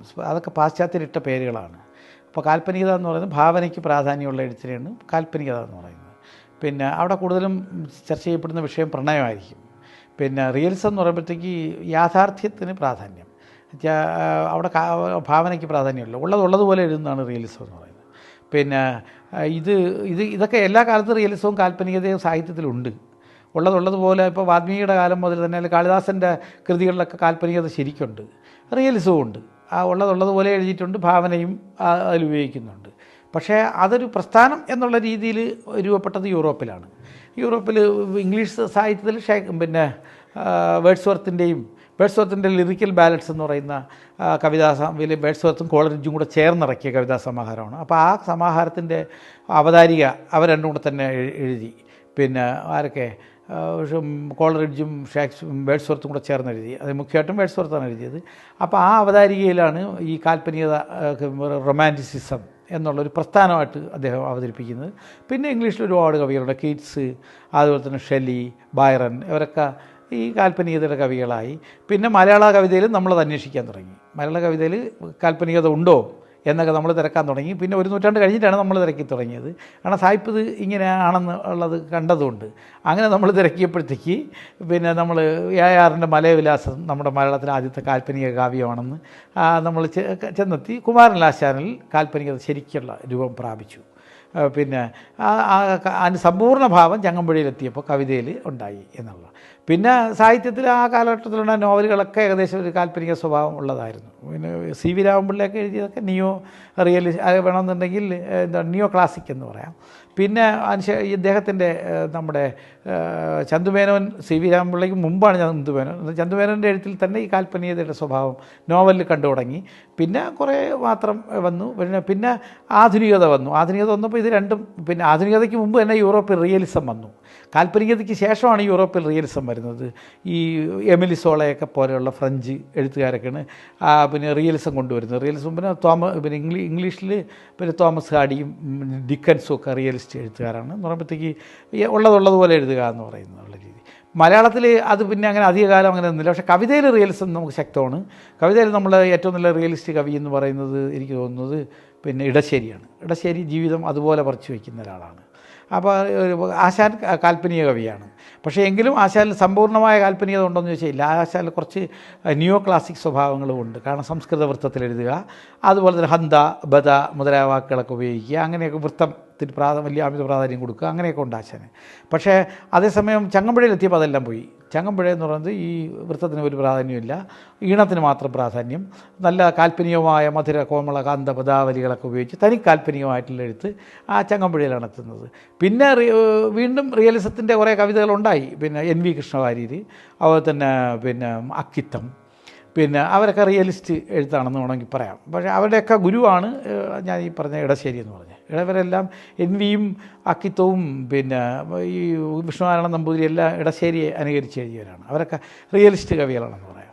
പക്ഷേ എങ്കിലും യൂറോപ്പിൽ ഉള്ളതുപോലെ തന്നെ ഈ പ്രസ്ഥാനങ്ങൾക്ക് വലിയ പ്രാധാന്യം കൊടുക്കുന്ന, അതിന് ഒരേ രീതിയിൽ തന്നെ എഴുതുന്ന രീതിയൊന്നും നമുക്കില്ല. നമുക്ക് എല്ലാ കാലത്തും ഇവിടെ എല്ലാം ഉണ്ടായിരുന്നു. ഋതുസംഹാരം എന്നൊക്കെ പറയുന്നത് നല്ല കാൽപ്പനിക കൃതിയാണ്. ആരുടെ പിന്നെ 2000 കൊല്ലം മുമ്പ് കാളിദാസൻ എഴുതിയതാണ്. അന്ന് യൂറോപ്പിലെങ്ങും കാൽപ്പനികത അങ്ങനെയൊന്നുമില്ല. പക്ഷേ എന്ന് വെച്ചിട്ട് കാൽപ്പനികത എന്നുള്ള രീതിയിൽ മനഃപൂർവ്വം കാളിദാസൻ എഴുതിയതുമല്ല. അപ്പോൾ നമുക്കിതൊക്കെ എല്ലാ കാലത്തും എല്ലാം ഉണ്ടായിരുന്നു. പക്ഷേ എന്ന് വെച്ചിട്ട് സാഹിബ് ഇതിനൊക്കെ പേരിട്ട് വിളിക്കുന്നുണ്ട്, നമ്മളും പേരിട്ട് വിളിക്കുന്നതേ ഉള്ളൂ. പിന്നെ സാഹിബ് ആധുനികത എന്ന് പറയാൻ തുടങ്ങിയപ്പോൾ നമ്മൾ മോഡേണിസം എന്ന് പറയുന്നത്, മോഡേൺ എന്ന് പറയുന്ന ഇംഗ്ലീഷ് വാക്കല്ല മോഡേണിസം എന്ന് പറയുന്നത്. മോഡേൺ എന്ന് പറയുന്നത് പുതിയതിനെ എല്ലാത്തിനും നമ്മൾ മോഡേൺ എന്ന് പറയും. പക്ഷേ മോഡേണിസം എന്ന് പറയുന്നത് ഒരു സാഹിത്യ പ്രസ്ഥാനമാണ്. അതിന് ചില സ്വഭാവങ്ങളൊക്കെ ഉണ്ട്. ആ സ്വഭാവങ്ങളെല്ലാം നമ്മളിവിടെ അനുകരിച്ച് അത് നമ്മുടെ നോവലിലൊക്കെ കൃത്യമായിട്ടും വന്നു. കവിതയിൽ അയ്യപ്പ പണിക്കരും എം ഗോവിന്ദനും ഒക്കെ തുടങ്ങി വെച്ചു. പിന്നെ സച്ചിദാനന്ദനിലും പിന്നെ കടമ്മറ്റയിലൊക്കെ എത്തിയപ്പോൾ അത് ശരിക്കും ഇതായി. ഇപ്പോൾ ഉത്തരാധുനികമാണ്, പോസ്റ്റ് മോഡേണാണ്. മോഡേണിസത്തിൻ്റെ കാലവും കഴിഞ്ഞു. പോസ്റ്റ് മോഡേണിസം, ഉത്തരാധുനികം എന്ന് സായിപ്പ് പറയുന്നു. അത് പറഞ്ഞാൽ ഒരുപാടുണ്ട്, ഇപ്പോൾ പറഞ്ഞാൽ തീരുന്ന കാര്യമല്ല. കാര്യം സായിപ്പിൻ്റെ നാട്ടിൽ ഫെർഡിനാൻഡ് ഡി സുസൂർ എന്നൊക്കെ പറയുന്നൊരു പിന്നെ സൂറിച്ചുകാരനായിട്ടുള്ള പിന്നെ സ്വിറ്റ്സർലൻഡുകാരനായിട്ടുള്ളൊരു ഫിലോസഫർ, അയാൾ പറഞ്ഞ കാര്യങ്ങളൊക്കെ അയാൾ 1910 പറഞ്ഞതാണ്. പക്ഷേ അതൊക്കെ എടുത്ത് ഈ 60ക്ക് ശേഷം യൂറോപ്പിൽ അതുപോലെ തന്നെ കുറേ ഉണ്ട്. അത് ഒരുപാട് പോസ്റ്റ് മോഡേണിസം എന്ന് പറയുന്നത് നമുക്ക് 1.5 മണിക്കൂർ പറയാനുള്ള കാര്യമാണ്. അപ്പോൾ അതുമായിട്ട് ബന്ധപ്പെട്ട് ദെറിഡ, ഫൂക്കോ, അൽത്തൂസർ എന്നൊക്കെ പറഞ്ഞ് കുറേ സംഗതികളുണ്ട്. അപ്പോൾ ഇവരുടെയൊക്കെ മുന്നോട്ട് വെച്ച കാര്യങ്ങളൊക്കെ അനുകരിച്ചിട്ട് ഇപ്പോൾ മലയാളത്തിലും അങ്ങനെ ഒന്നുണ്ട് എന്നുള്ള രീതിയിലൊക്കെ അനുകരിച്ച് പലതും പറയാൻ ശ്രമിക്കുന്നുണ്ട്. പക്ഷേ സത്യത്തിൽ അങ്ങനെ പോസ്റ്റ് മോഡേണിസം ഒന്നും പറഞ്ഞൊന്നുമില്ല. ഈ പോസ്റ്റ് മോഡേണിസം എന്ന് പറയുന്നത് പഴയ ഇത് തന്നെ, ഈ മോഡേണിസവും ഈ പറഞ്ഞതെല്ലാം കൂടെ ചേർന്ന ഒരു അവിയൽ സംഭവമാണ്. പക്ഷേ എങ്കിലും ഇപ്പോൾ പോസ്റ്റ് മോഡേണിസ്റ്റ് എഴുത്താണെന്ന് പൊതുവെ ലോകം മുഴുവൻ വിശ്വസിക്കുന്നു. അപ്പോൾ അതിൻ്റെ ഭാഗമാണ് ഈ വൃത്തരഹിതമായ എഴുത്തൊക്കെ. ആ വൃത്തത്തിന് ഈ ഒരു പ്രസക്തിയില്ല, കവിതയ്ക്കേ പ്രസക്തിയില്ല എന്നാണ് പറയുന്നത്. പത്ര റിപ്പോർട്ട് കവിതയെ ഒന്നും എന്നെന്നാണ് പോസ്റ്റ് മോഡേണിസ്റ്റുകൾ പറയുന്നത്. അതൊക്കെ ഒരു നിരൂപകന്മാരുടെ ജോലിയാണ്. കവികളെ അന്വേഷിക്കേണ്ട കാര്യമില്ല. കവികൾ കവിത എഴുതുക, അതത് കാലത്ത് കാണുന്നതിനെ അന്നന്ന് കാണുന്നതിനെ വാഴ്ത്തുന്നു മാമുനിമാർ എന്ന് പറയുന്ന പോലെ അന്നന്ന് കാണുന്ന ജീവിതത്തെ നിരീക്ഷിക്കുക, അതിൻ്റേതായ നിരീക്ഷണങ്ങൾ എഴുതി വയ്ക്കുക. അത് എന്താകുന്നു എന്നുള്ളത് ആസ്വാദകരാണ് തീരുമാനിക്കുന്നത്. ഹൈക്കു കവിതകളെ പറ്റി, ഹൈക്കു കവിത എന്ന് പറയുന്നത് ജാപ്പനീസ് കവിത രീതിയാണ്. 3 വരിയുള്ള കവിതയാണ്. അത് അവരുടെ ഒരു കവിതാ സമ്പ്രദായമാണ്. 3 വരിയിൽ ഒരു കവിത. അത് നമ്മുടെ പഴഞ്ചൊല്ലുകൾ പോലെയുള്ള സംഭവമാണ്. ജീവിതത്തെക്കുറിച്ചൊക്കെ വളരെ എന്താണ് പിത്തി വൈസ് സേയിങ്സാണ് അവർ പറയുന്നത്. ജീവിതത്തെക്കുറിച്ചുള്ള വളരെ അർത്ഥവത്തായിട്ടുള്ള ചില പിന്നെ കാര്യങ്ങൾ പറയുക എന്നുള്ളതാണ്. അത് നമ്മുടെ മലയാളത്തിൽ അത് അനുകരിച്ച് പുള്ളി അത് വായിച്ചിട്ടാണ് എഴുതിയെന്ന് എനിക്ക് അറിഞ്ഞൂടാ. അതിൻ്റെ രീതിയിൽ എഴുതിയ ആളാണ് നമ്മുടെ കുഞ്ഞുണ്ണി. അത് ഒറ്റ വരിയിൽ 1,00,000 കവിതയുടെ അർത്ഥം ഒളിപ്പിച്ച് വെച്ചാണ്. നിനക്കുണ്ടൊരു ലോകം, എനിക്കുണ്ടൊരു ലോകം, നമുക്കില്ലൊരു ലോകം. ഭാര്യ ഭർത്താവ് തമ്മിലുള്ള പ്രശ്നം നമുക്ക് അതിലെല്ലാം കംപ്ലീറ്റ് അതിലുണ്ട്. നിനക്ക് നിൻ്റേതായ ഒരു ലോകമുണ്ട്, എനിക്ക് എൻ്റേതായ ലോകമുണ്ട്. പക്ഷേ നമുക്ക് രണ്ടുപേരും കൂടെ പൊതുവായൊരു ലോകം ഇല്ല എന്നാണ് അദ്ദേഹത്തിൻ്റെ ഒരു വരിയാണ്. ഒട്ടു ചെയ്ത് ഒട്ടക്കലമായി മാറി നമ്മൾ. ഇന്ത്യക്കാരൻ്റെ പൊതു അവസ്ഥകളെല്ലാം അതിനകത്ത് ഉണ്ട്. അതുപോലെ എന്താണ് ഈ ചെറിയ വരികളിൽ വലിയ അർത്ഥം ഒളിപ്പിച്ച് വയ്ക്കുന്ന ഇതുകൾ. അത് പിന്നെ ഹൈക്കൂല് 3 വരിയാണെങ്കിൽ ഇദ്ദേഹം 2 വരിയാണ്. 2 വരി കൊണ്ട് ഇതുപോലെ തന്നെ വളരെ വലിയ അർത്ഥം ഒളിപ്പിച്ച് വയ്ക്കുന്ന കാര്യങ്ങൾ പറയുന്ന അത് കവിതയുടെ ഒരു രീതി. പിന്നെ അത് ഇപ്പോൾ കൊല്ലത്തുള്ള മണി കെ ചെന്താപ്പൂർ എന്ന് പറഞ്ഞൊരു കവി ആ രീതിയിൽ എഴുതുന്നുണ്ട്. അയാൾ മാത്രമേ ഉള്ളൂ ഇപ്പോൾ കേരളത്തിൽ അത് എഴുതുന്ന രീതിയിൽ. പിന്നെ വേറെ പലരും ശ്രമിച്ചു നോക്കിയിട്ട് വിജയിച്ചില്ല. ഈ മണി ഒരു വിധം നന്നായിട്ട് എഴുതുന്നുണ്ട്. പിന്നെ ഈ പിന്നെ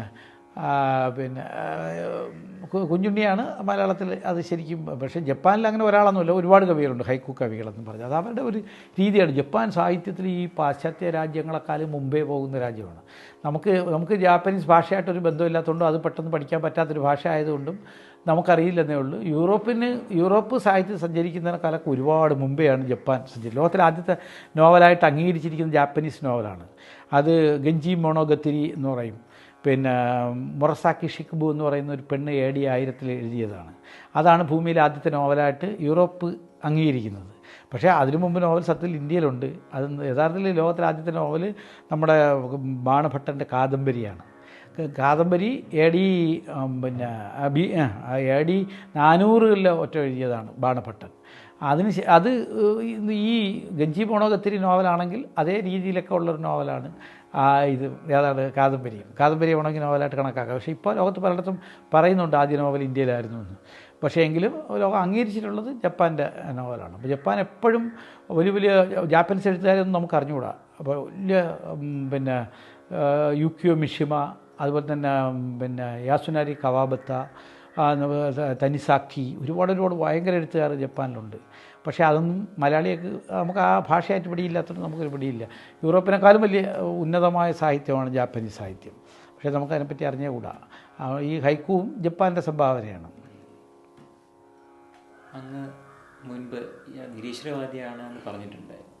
അപ്പം അങ്ങയുടെ കാഴ്ചപ്പാടിൽ എഴുത്തച്ഛൻ്റെ രാമായണം അങ്ങ് നിരീശ്വരവാദിയായിരുന്ന സമയത്ത് ഇപ്പോഴും തമ്മിലുള്ളൊരു കാഴ്ചപ്പാട് പറയാം. അത് എന്നെ സംബന്ധിച്ചിടത്തോളം രണ്ടിനും വ്യത്യാസമില്ല എന്നുള്ളതാണ്. എഴുത്തച്ഛനിലെ ആധ്യാത്മികത എന്ന് പറയുന്നത് അദ്ദേഹത്തിൻ്റെ കവിത, അത് അദ്ദേഹത്തിൻ്റെ ആധ്യാത്മികതയും രണ്ടും വേർതിരിച്ച് നിർത്താൻ പറ്റാത്തതാണ്. അപ്പോൾ എഴുത്തച്ഛനിലെ ഉന്നതനായ കവിയെയാണ് ഞാൻ നേരത്തെയും കണ്ടത്, ഇപ്പോഴും അത് തന്നെയാണ്. അപ്പോൾ അന്ന് ഞാൻ നിരീശ്വരവാദിയാണോ ഇല്ലേ എന്നുള്ളത് അവിടെ പ്രസക്തമല്ല. എഴുത്തച്ഛൻ്റെ കവിത നമ്മൾ ആസ്വദിക്കുന്നതാണ്. അപ്പോൾ എഴുത്തച്ഛൻ്റെ കവിത അദ്ദേഹത്തിൻ്റെ ആധ്യാത്മികതയെ മാറ്റിവെച്ചുകൊണ്ട് എഴുത്തച്ഛൻ്റെ കവിതയെപ്പറ്റി ചർച്ച ചെയ്യേണ്ട ആവശ്യമില്ല. കാരണം പക്ഷേ ആധ്യാത്മികതയ്ക്ക് എഴുത്തച്ഛന് മറ്റ് കവികൾക്കൊന്നും ഇല്ലാത്ത ഒരുപാട് തലങ്ങൾ എഴുത്തച്ഛനുണ്ട്. എഴുത്തച്ഛൻ പിന്നെ എന്താണ് ഒന്നായ നിന്നയിക രണ്ടെന്ന് കണ്ടളവിൽ ഉണ്ടായ രണ്ടൽ വിധം ഉണ്ടാവതല്ല മമ എന്ന് പറയുന്ന എഴുത്തച്ഛൻ തന്നെ അതേ കൃതിയിൽ തന്നെ ഋതുവായ പെണ്ണിനും ഇരപ്പനും ജാതകനും പതിതനും ഋതുവായ പെണ്ണിനും ഇരപ്പനും യാചകനും പതിതനും അഗ്നി യജനം ചെയ്ത ഭൂസുരനും ഹരിനാമ കീർത്തനം ഇത് ആർക്കുമുടനെ അരുതാത്തതല്ല ഹരിനാരായണായ നമ എന്ന് വെച്ചാൽ പിന്നെ ഇപ്പോൾ നമ്മുടെ ഒരു വിശ്വാസമുണ്ട് ഋതുവായ പെണ്ണിന് ഈശ്വര ആരാധനയായിട്ട് ബന്ധപ്പെട്ട കാര്യങ്ങളൊന്നും പാടില്ല എന്ന്. പക്ഷേ എഴുത്തച്ഛൻ ഋതുവായ പെണ്ണിനും തെമ്മാടിക്കും പിന്നെ എന്താണ് ആർക്കും ഹരിനാമകീർത്തനം പാരായണം ചെയ്യാമെന്നാണ് പറഞ്ഞത്. അപ്പോൾ എഴുത്തച്ഛൻ്റെ ആത്മീയത എന്ന് പറയുന്നത് ഇതിനെല്ലാം അപ്പുറം, മനസ്സിലായില്ലേ? ഇപ്പം നമ്മുടെ ഭൗതികമായിട്ടുള്ള ഒരു പ്രശ്നവും എഴുത്തച്ഛനെ ബാധിക്കുന്നതേയില്ല. അപ്പോൾ എല്ലാത്തിനും അപ്രതമായ ആനന്ദ ചിന്മയ ഹരേ ജ്ഞാനന്ദഭാവമിഹ തോന്നായിക വേണം, ഇത് തോന്നുന്നതാക്കി അഖിലം ഞാനെന്ന് തോന്നണമേ വരുത നാരായണായ നമഃ. അപ്പോൾ ഈ പ്രപഞ്ചം എല്ലാം ഞാനെന്നറിയുന്ന ഒരാളിനെ സംബന്ധിച്ച് ആചാരങ്ങളൊന്നും പ്രസക്തമല്ല. പിന്നെ ഋതുവാണെന്നാ ഭക്ഷണം കഴിക്കാമെന്നാ ഇറച്ചി തിന്നാന്നാ അതൊന്നും ഒരു പ്രസക്തമായ കാര്യമല്ല. അതൊക്കെ ഈശ്വരാരാധനയുടെ തുടക്കത്തിലുള്ള കാര്യങ്ങളാണ്. നമ്മളങ്ങ് ഒരു തലം കഴിഞ്ഞ് ചട്ടമ്പി സ്വാമികൾ പിന്നെ ഒരു തരത്തിലുള്ള ആചാരത്തിനെ അംഗീകരിച്ചിരുന്ന ആളല്ല. ആ ചട്ടമ്പി സ്വാമികൾ പറഞ്ഞത് പിന്നെ എന്താണ് ചിട്ടകളൊന്നും പ്രസക്തമല്ല എന്നാണ്. അതുപോലെ തന്നെ അഹിംസ എന്ന് പറയുന്നത് നിങ്ങൾ സസ്യാഹാരം കഴിക്കുന്നത് കൊണ്ട് മാത്രം ഒരിക്കലും നിങ്ങൾ അഹിംസക്കാരനാകുന്നില്ല. കാരണം സസ്യങ്ങൾക്കും ജീവനുണ്ട്. അത് ചട്ടമ്പിസ്വാമി ഈ ജഗദീഷ് ചന്ദ്രബോസും മറ്റ് ശാസ്ത്രജ്ഞന്മാരും സസ്യങ്ങൾക്ക് ജീവനുണ്ടെന്ന് വികാരവിചാരങ്ങളുണ്ടെന്ന് പറഞ്ഞതിന് മുമ്പേ പറഞ്ഞ ആളാണ്. ചട്ടമ്പിസ്വാമി പറഞ്ഞ് സസ്യങ്ങൾക്കും ജീവനുണ്ട്, അതുകൊണ്ട് നിങ്ങൾ സസ്യങ്ങളെ പിടിച്ച് തിന്നിട്ട് നിങ്ങൾ പിന്നെ അഹിംസക്കാരനാണെന്ന് പറയുന്നതിൽ യാതൊരു അർത്ഥമില്ല. നിങ്ങൾ യഥാർത്ഥത്തിൽ അഹിംസ അനുഷ്ഠിക്കണമെന്നുണ്ടെങ്കിൽ നിങ്ങൾ സസ്യങ്ങളെയും പീഡിപ്പിക്കരുത്. താഴെ വീഴുന്ന ഫലങ്ങൾ മാത്രമേ കഴിക്കാവുന്നതാണ്. കരിഞ്ഞ ഇലകളും താഴെ വീഴുന്ന ഫലങ്ങളും മാത്രം കഴിച്ച് നിങ്ങൾക്ക് ജീവിക്കാൻ കഴിയും. പിന്നെ പുള്ളി പറയുന്നത് നല്ല യോഗിയായി കഴിഞ്ഞാൽ നിങ്ങൾക്ക് ആഹാരം വേണ്ടെന്നാണ് പറയുന്നത്. ആ ഒരു തരത്തിൽ നിങ്ങൾ എത്താൻ കഴിയുകയാണെങ്കിൽ മാത്രമേ നിങ്ങൾക്ക് അഹിംസ അനുഷ്ഠിക്കാൻ പറ്റൂ. അദ്ദേഹത്തിന് അഹിംസാ നിരൂപണം എന്ന് പറയുന്നൊരു പുസ്തകമുണ്ട്, അതിലാണ് പറയുന്നത്. അല്ലാതെ നിങ്ങൾ ഈ ഇറച്ചി മാത്രം തിന്നാതിരിക്കുന്നത് കൊണ്ട് നിങ്ങളൊരിക്കലും എന്താണ് ആ അഹിംസ പാലിക്കുന്നില്ല എന്നാണ് പറയുന്നത്. അപ്പോൾ അതുകൊണ്ട് ഈ ഇത് നമ്മുടെ ആ പ്രാഥമികമായ തലത്തിൽ മാത്രമേ നമ്മുടെ ഈ ചിട്ടകൾക്ക് പ്രസക്തിയുള്ളൂ. അതെല്ലാം കഴിഞ്ഞ് ഈ പ്രപഞ്ചമെന്ന് പറയുന്നത്, ഈ ഞാനെന്ന് പറയുന്നത് ഈ പ്രപഞ്ചം തന്നെയാണ്. അപ്പോൾ ആത്യന്തികമായ ഫലത്തിൽ നമ്മൾ ഈശ്വരനിൽ നിന്ന് വേറിട്ടുള്ള ഒന്നല്ല, ജീവാത്മാവും പരമാത്മാവും ഏകമാണെന്നും അതിൻ്റെ രണ്ടെന്നുള്ളൊരു തോന്നൽ മാത്രമാണിതെന്നുള്ള ആ ഒരു ജ്ഞാനം നമ്മൾ എക്സ്പീരിയൻസ് ചെയ്താൽ, അത് നമ്മൾ അറിഞ്ഞാൽ മാത്രം പോരാ, അത് നമ്മൾ അനുഭവിച്ച് കഴിഞ്ഞാൽ പിന്നെ ഇതൊന്നും പ്രസക്തമല്ല. പക്ഷേ ഈ ആദ്യമേ തന്നെ ഞാൻ നിരീശ്വരവാദി ആയിരിക്കുന്ന സമയത്ത് തന്നെ എനിക്ക് എഴുത്തച്ഛൻ്റെ കവിതയിലെ ഈ ഉന്നതമായിട്ടുള്ള ഭാവം അറിയാം. അതുകൊണ്ട് എഴുത്തച്ഛനെ ഞാൻ ആത്മീയവാദി ആയതിനു ശേഷം വായിക്കുന്ന എഴുത്തച്ഛനും നിരീശ്വരവാദിയായിരുന്നു വായിക്കുന്ന എഴുത്തച്ഛനും തമ്മിൽ എനിക്ക് ഭേദചിന്ത ഇല്ല. എഴുത്തച്ഛൻ എന്ന് പറയുന്ന ആളിൻ്റെ കവിത വായിക്കുമ്പോൾ നമുക്ക് ഈ ആത്മീയത ചെന്ന് മുട്ടിയേ പറ്റൂ. നമ്മൾ നിരീശ്വരവാദിയാണെങ്കിലും ആ കവിത എക്സ്പീരിയൻസ് ചെയ്യുമ്പോൾ നമ്മൾ നല്ല കവിതകൾ നമ്മൾ ആസ്വദിക്കുകയല്ല, അനുഭവിക്കുകയാണ്. നമ്മൾ ആ അനുഭവത്തിൻ്റെ തലത്തിലെത്തുമ്പോഴത്തേക്ക് ഇപ്പോൾ ഇടശ്ശേരിയുടെ കവിതകളൊക്കെ നമുക്ക് ഒരിക്കലും അങ്ങനെ ആസ്വദിക്കാൻ പറ്റത്തില്ല, അതൊക്കെ നമുക്ക് അനുഭവിക്കാനേ പറ്റൂ. നമ്മൾ ആ അനുഭവിക്കുന്ന തലത്തിൽ നമ്മൾ എത്തിക്കഴിയുമ്പോൾ നമ്മൾ ഈശ്വരനുമായിട്ട് താതാത്മ്യം പ്രാപിക്കുന്നത് പോലെയുള്ളൊരു അനുഭവമാണ്. അവിടെ പിന്നെ ഇതെല്ലാം കവിതയും ഈശ്വരനും ഒന്നും വേറിട്ട് മാറി നിൽക്കുന്നത്, ഇതെല്ലാം ഒന്നാണെന്നുള്ള ഒരു എക്സ്പീരിയൻസാണ്. അപ്പോൾ ആ ഒരു എക്സ്പീരിയൻസ് ഉള്ള ആൾക്ക് എഴുത്തച്ഛൻ്റെ കവിത ആദ്യമേ അത് ചെയ്യാൻ പറ്റും. നമ്മൾ നിരീശ്വരവാദി ആയിരുന്നാലും നമ്മുടെ ഉള്ളിൽ എവിടെയോ ആ ഒരു എക്സ്പീരിയൻസ് ഉള്ളത് കൊണ്ടാണ് എഴുത്തച്ഛൻ്റെ കവിത അന്നേ ഞാൻ നന്നായിട്ട് ആസ്വദിച്ചിരുന്നു. അതേ തലത്തിൽ തന്നെയാണ് ഇപ്പോഴും ആസ്വദിക്കുന്നത്. അപ്പോൾ നിരീശ്വരവാദവും ഈശ്വരവാദവും തമ്മിലുള്ള വ്യത്യാസമൊന്നുമില്ല. നമ്മൾ ഈ ആത്മീയതയുടെ ആ വലിയ ഉയർന്ന ഭാവത്തിലെത്തുമ്പോൾ പിന്നെ നിരീശ്വരവാദവും ഇല്ല, ആത്മീയ എല്ലാം ഏകമായി ഭവിക്കും. ആ ഒരു തലത്തിലേക്ക് എത്തിക്കഴിയുമ്പോൾ പിന്നെ നമുക്ക് ഇത്തരം ഇതുകളില്ല, വേറിട്ടുള്ള ചിന്തകളില്ല. പിന്നെ നമുക്ക് ഈ ആചാരങ്ങളെക്കുറിച്ചുള്ളൊരു ബോധറിങ് ഇല്ല. നമ്മൾ നമ്മൾ ആ അമ്പലത്തിൽ പോകുന്നതിന് മുമ്പ് കുളിച്ചോ പിന്നെ ഇത് ചെയ്തോ. ഈ ചട്ടമ്പിസ്വാമിയെ കണ്ടിട്ടില്ലേ, യാതൊന്നും കാവ്യം എടുക്കൂലായിരുന്നു. പുള്ളി കിട്ടുന്ന വസ്ത്രം എന്താണ്, കൈലിയാണെങ്കിൽ കൈലിയാണ് കൊടുക്കുന്നത്, എന്ത് തന്നെയാണോ പട്ടികളോടൊപ്പമാണ് യാത്ര. മിക്ക സമയത്ത് എവിടെയാണോ ചെല്ലുന്നത് അവിടെ കിടക്കും.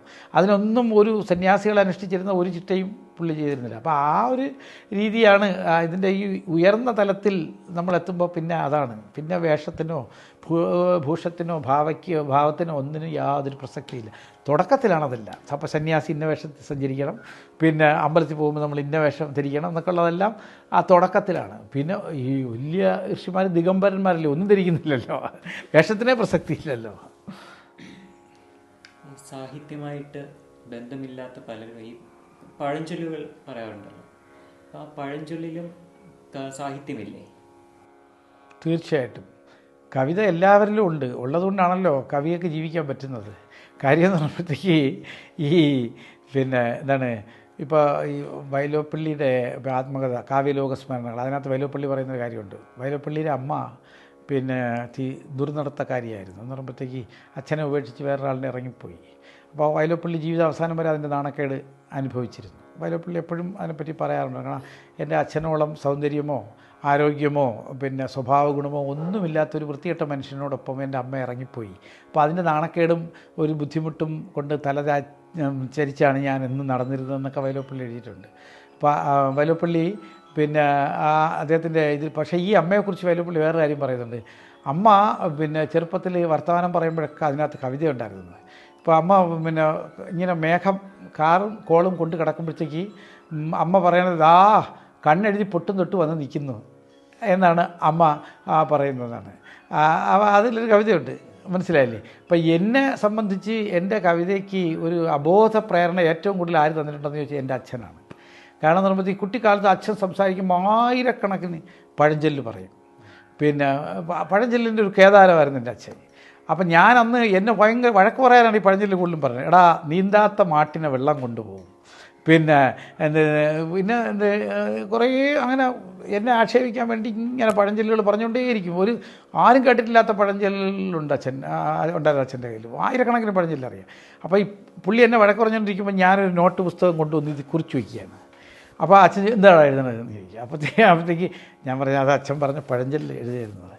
നാണമില്ലല്ലോടാ, നാണം കെട്ടവൻ്റെ മുതുകത്ത് മറ്റേ ആല് കുരുത്താൽ അതും തണലെന്ന് പറയുന്ന ഈ വർഗ്ഗമാണല്ലോ, നീ അത് ഞാൻ പറയണം പഴഞ്ചൊല്ല് എഴുതണല്ലേ എന്ന് അച്ഛൻ ചോദിക്കുമായിരുന്നു. പക്ഷേ എങ്കിലും അത് മനോഹരമായ പിന്നെ എന്താണ് അയ്യാ പൊക്കണം എന്തൊരു മറ്റേ ആണ്ടി അമ്പലം തീ പിടിക്കുമ്പോൾ അയ്യാ പൊക്കണം തോളിൽ. ആണ്ടി എന്ന് പറയുമ്പോൾ മുരുകനാണ്. ആണ്ടി അമ്പലം തീ പിടിക്കും, മുരുകൻ്റെ ക്ഷേത്രത്തിൽ തീ പിടിക്കുമ്പോൾ അവിടെയുള്ള ഈ സന്യാസി ആയിട്ടിരിക്കുന്ന ആൾ അയ്യാ പൊക്കണം തോളിൽ. പൊക്കണം ഇട്ടുകൊണ്ട് വലിയാണെന്ന് മനസ്സിലായില്ലേ? പിന്നെ അതുപോലെ പെരുമാങ്ങ കാലത്ത് ഒരു മാങ്ങ കൊടുക്കാത്തവനാണ് ഒരു മാങ്ങ കാലത്ത് ഒരു പൂള് കൊടുക്കുന്നത്. മനസ്സിലായി? ഇതുപോലെ വളരെ കാവ്യ ഭംഗിയുള്ള എത്രയോ പഴഞ്ചൊല്ലുകൾ അച്ഛൻ പറയണത് കേട്ട് ഞാൻ ഇതുപോലെ കുറിച്ച് വെച്ചു. അതെല്ലാം ശേഖരിച്ച് വയ്ക്കുമായിരുന്നു അന്ന് എനിക്ക്. അത് മിക്കവാറും വലിയ ടെൻഷൻ നിൽക്കുന്ന സമയത്താണ് എൻ്റെ എഴുത്ത് ഇത്. പിന്നെ അപ്പോൾ അതുകൊണ്ട് ഈ കേരളത്തിലെ ഇംഗ്ലീഷിലെ പഴഞ്ചൊല്ലുകൾ ഞാൻ കളക്ട് ചെയ്തിട്ടുണ്ട്. ഞാൻ ഈ പഴഞ്ചൊല്ലുകളെക്കുറിച്ച് ഏകദേശം ഒരു 325 എപ്പിസോഡ് ഈ വിക്ടേഴ്സ് ചാനലിൽ ഒരു പ്രോഗ്രാം ചെയ്തിട്ടുണ്ട്. ഞാൻ എല്ലാം കൂടെ ഒരു 1000 എപ്പിസോഡ് തുടർച്ചയായിട്ട് വിക്ടേഴ്സിൽ പ്രോഗ്രാം ചെയ്തിട്ടുണ്ട്. ആദ്യം സാഹിത്യത്തെക്കുറിച്ച് പിന്നെ ഓർമ്മയിലെ മലയാളം എന്ന് പറഞ്ഞ ശേഷം 2 വർഷത്തോളം ചെയ്തു. അതിനുശേഷം ഈ പഴഞ്ചൊല്ലുകളെക്കുറിച്ച്, അതും സാഹിത്യം തന്നെ വിഷയം, പഴഞ്ചൊല്ലുകളെക്കുറിച്ചിട്ട് പഴഞ്ചൊല്ലിൽ പതരില്ല എന്ന് പറഞ്ഞിട്ട് ഒരു പ്രോഗ്രാം ചെയ്തിട്ടുണ്ട്. അപ്പോൾ അതിന് വേണ്ടിയിട്ട് ഞാൻ അന്ന് മലയാള പഴഞ്ചൊല്ലുകളും ഇംഗ്ലീഷ് പഴഞ്ചൊല്ലുകളും ചേർത്താണ് ഞാൻ അവതരിപ്പിക്കുന്നത്. ഇംഗ്ലീഷ് പഴഞ്ചൊല്ലുകളും കളക്ട് ചെയ്തിട്ടുള്ളത്. ഇംഗ്ലീഷ് പഴഞ്ചൊല്ലുകൾ ഞാൻ ശ്രദ്ധിച്ചിട്ടുള്ളത്, ഇംഗ്ലീഷ് പഴഞ്ചൊല്ലുകൾ മലയാള പഴഞ്ചൊല്ലുകളെക്കാൾ കുറച്ചുകൂടെയൊക്കെ അർത്ഥവത്താണ്.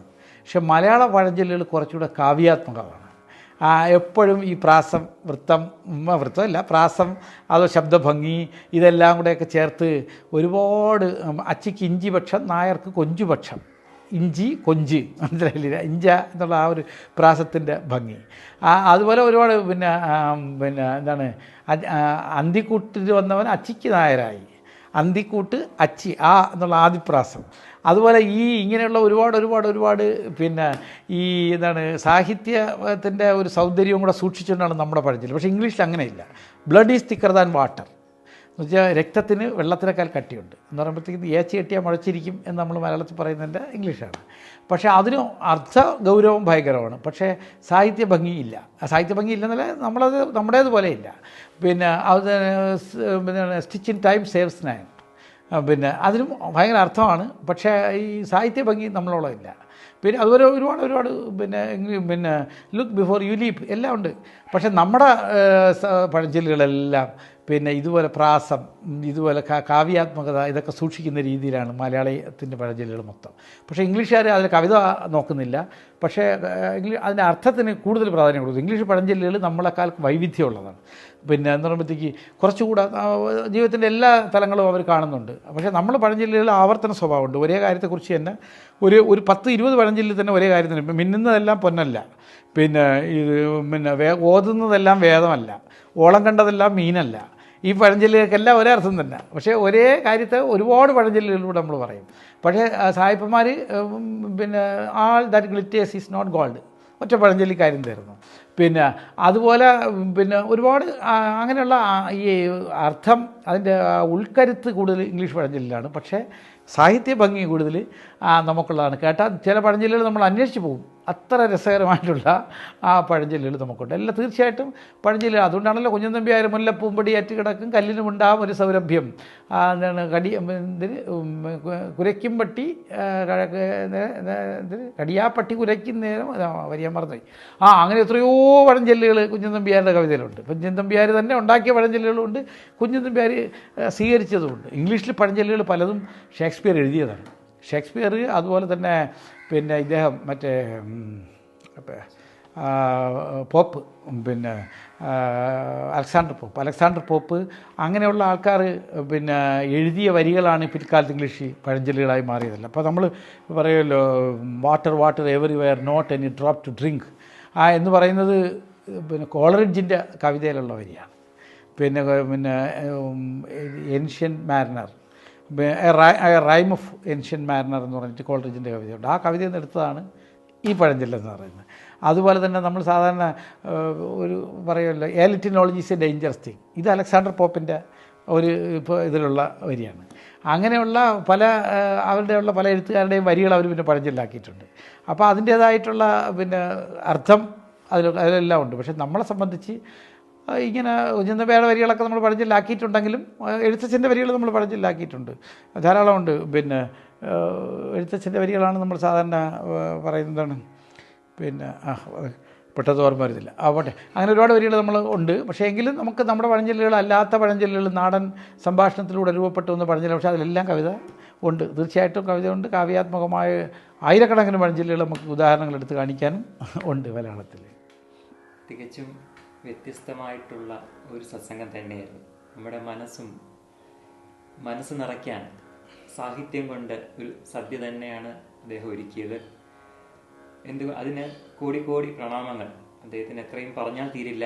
തിരക്കിനിടയിലും നമുക്ക് വേണ്ടി ഇത്രയും സമയം ചെലവഴിച്ച അജയൻ സാറിന് നന്ദി അർപ്പിക്കുന്നു. കൂടാതെ നമ്മൾ സാധകരോട് അങ്ങേക്ക് എന്ത് സന്ദേശമാണ് നൽകാനുള്ളത്? എൻ്റെ ഒരു അഭിപ്രായത്തിൽ അങ്ങനെ സന്ദേശമൊക്കെ കൊടുക്കത്തക്ക രീതിയിൽ ആരുമില്ല. അങ്ങനെ ഒരു സന്ദേശവും കൊടുക്കാൻ പാടില്ല എന്നുള്ളതാണ് എൻ്റെ ഒരു വിശ്വാസം. അതിനുള്ളൊരു അർഹതയും എനിക്കുണ്ടെന്ന് ഞാൻ കരുതുന്നില്ല. പിന്നെ അങ്ങനെ ആര് പറയുന്ന സന്ദേശങ്ങളും ആരും സ്വീകരിക്കരുതെന്നുള്ളതാണ് എനിക്ക് പറയാനുള്ളത്. നമ്മൾ സ്വയം അന്വേഷിച്ച് എന്ത് ചെയ്യുക, ആ ഒരു സന്ദേശത്തിൽ എത്തിച്ചേരുക. ജീവിതത്തെ സംബന്ധിച്ചിടത്തോളം മറ്റുള്ളവർ എല്ലാവരും പറയുന്നതിനെ കണക്കിലെടുക്കുക. പക്ഷേ കണക്കിലെടുത്തിട്ട് സ്വന്തമായ ഒരു അന്വേഷണം നമ്മൾ നടത്തുക. ആ ഒരു അന്വേഷണത്തിലൂടെ നമ്മൾ എന്ത് ചെയ്യുക, ജീവിതത്തിൻ്റെ അർത്ഥം കണ്ടെത്തുക. ഓരോരുത്തരും അവരവരുടേതായിട്ടുള്ള വഴികളിലൂടെ സഞ്ചരിച്ച് ജീവിതത്തിന് അർത്ഥം ഉണ്ടാക്കാനായിട്ട് ശ്രമിക്കുക. അങ്ങനെയുള്ള യാത്രയ്ക്കിടയിൽ മറ്റുള്ള മനുഷ്യരെ നമ്മൾ നിസ്സാരന്മാരായിട്ട് ആരെയും കാണരുത്. എല്ലാവരും പറയുന്നത് കണക്കിലെടുക്കണം.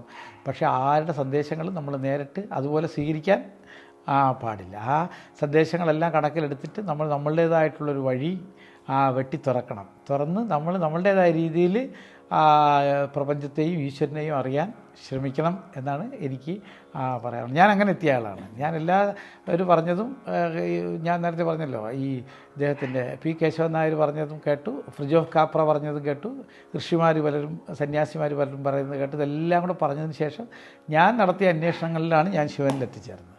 അതുപോലെ സ്വന്തമായ ഒരു വഴിയിലൂടെ എല്ലാവരും പറയുന്നത് ശ്രദ്ധിക്കുക, അതിൽ നിന്ന് സാരവത്തായ കാര്യങ്ങൾ സ്വീകരിക്കുക. പക്ഷെ സ്വീകരിച്ച് അത് നേരിട്ട് അതുപോലെ സഞ്ചരിക്കാൻ ശ്രമിക്കാതിരിക്കുക. സ്വന്തമായൊരു വഴി വെട്ടിത്തുറക്കാനായിട്ട് ശ്രമിക്കുക.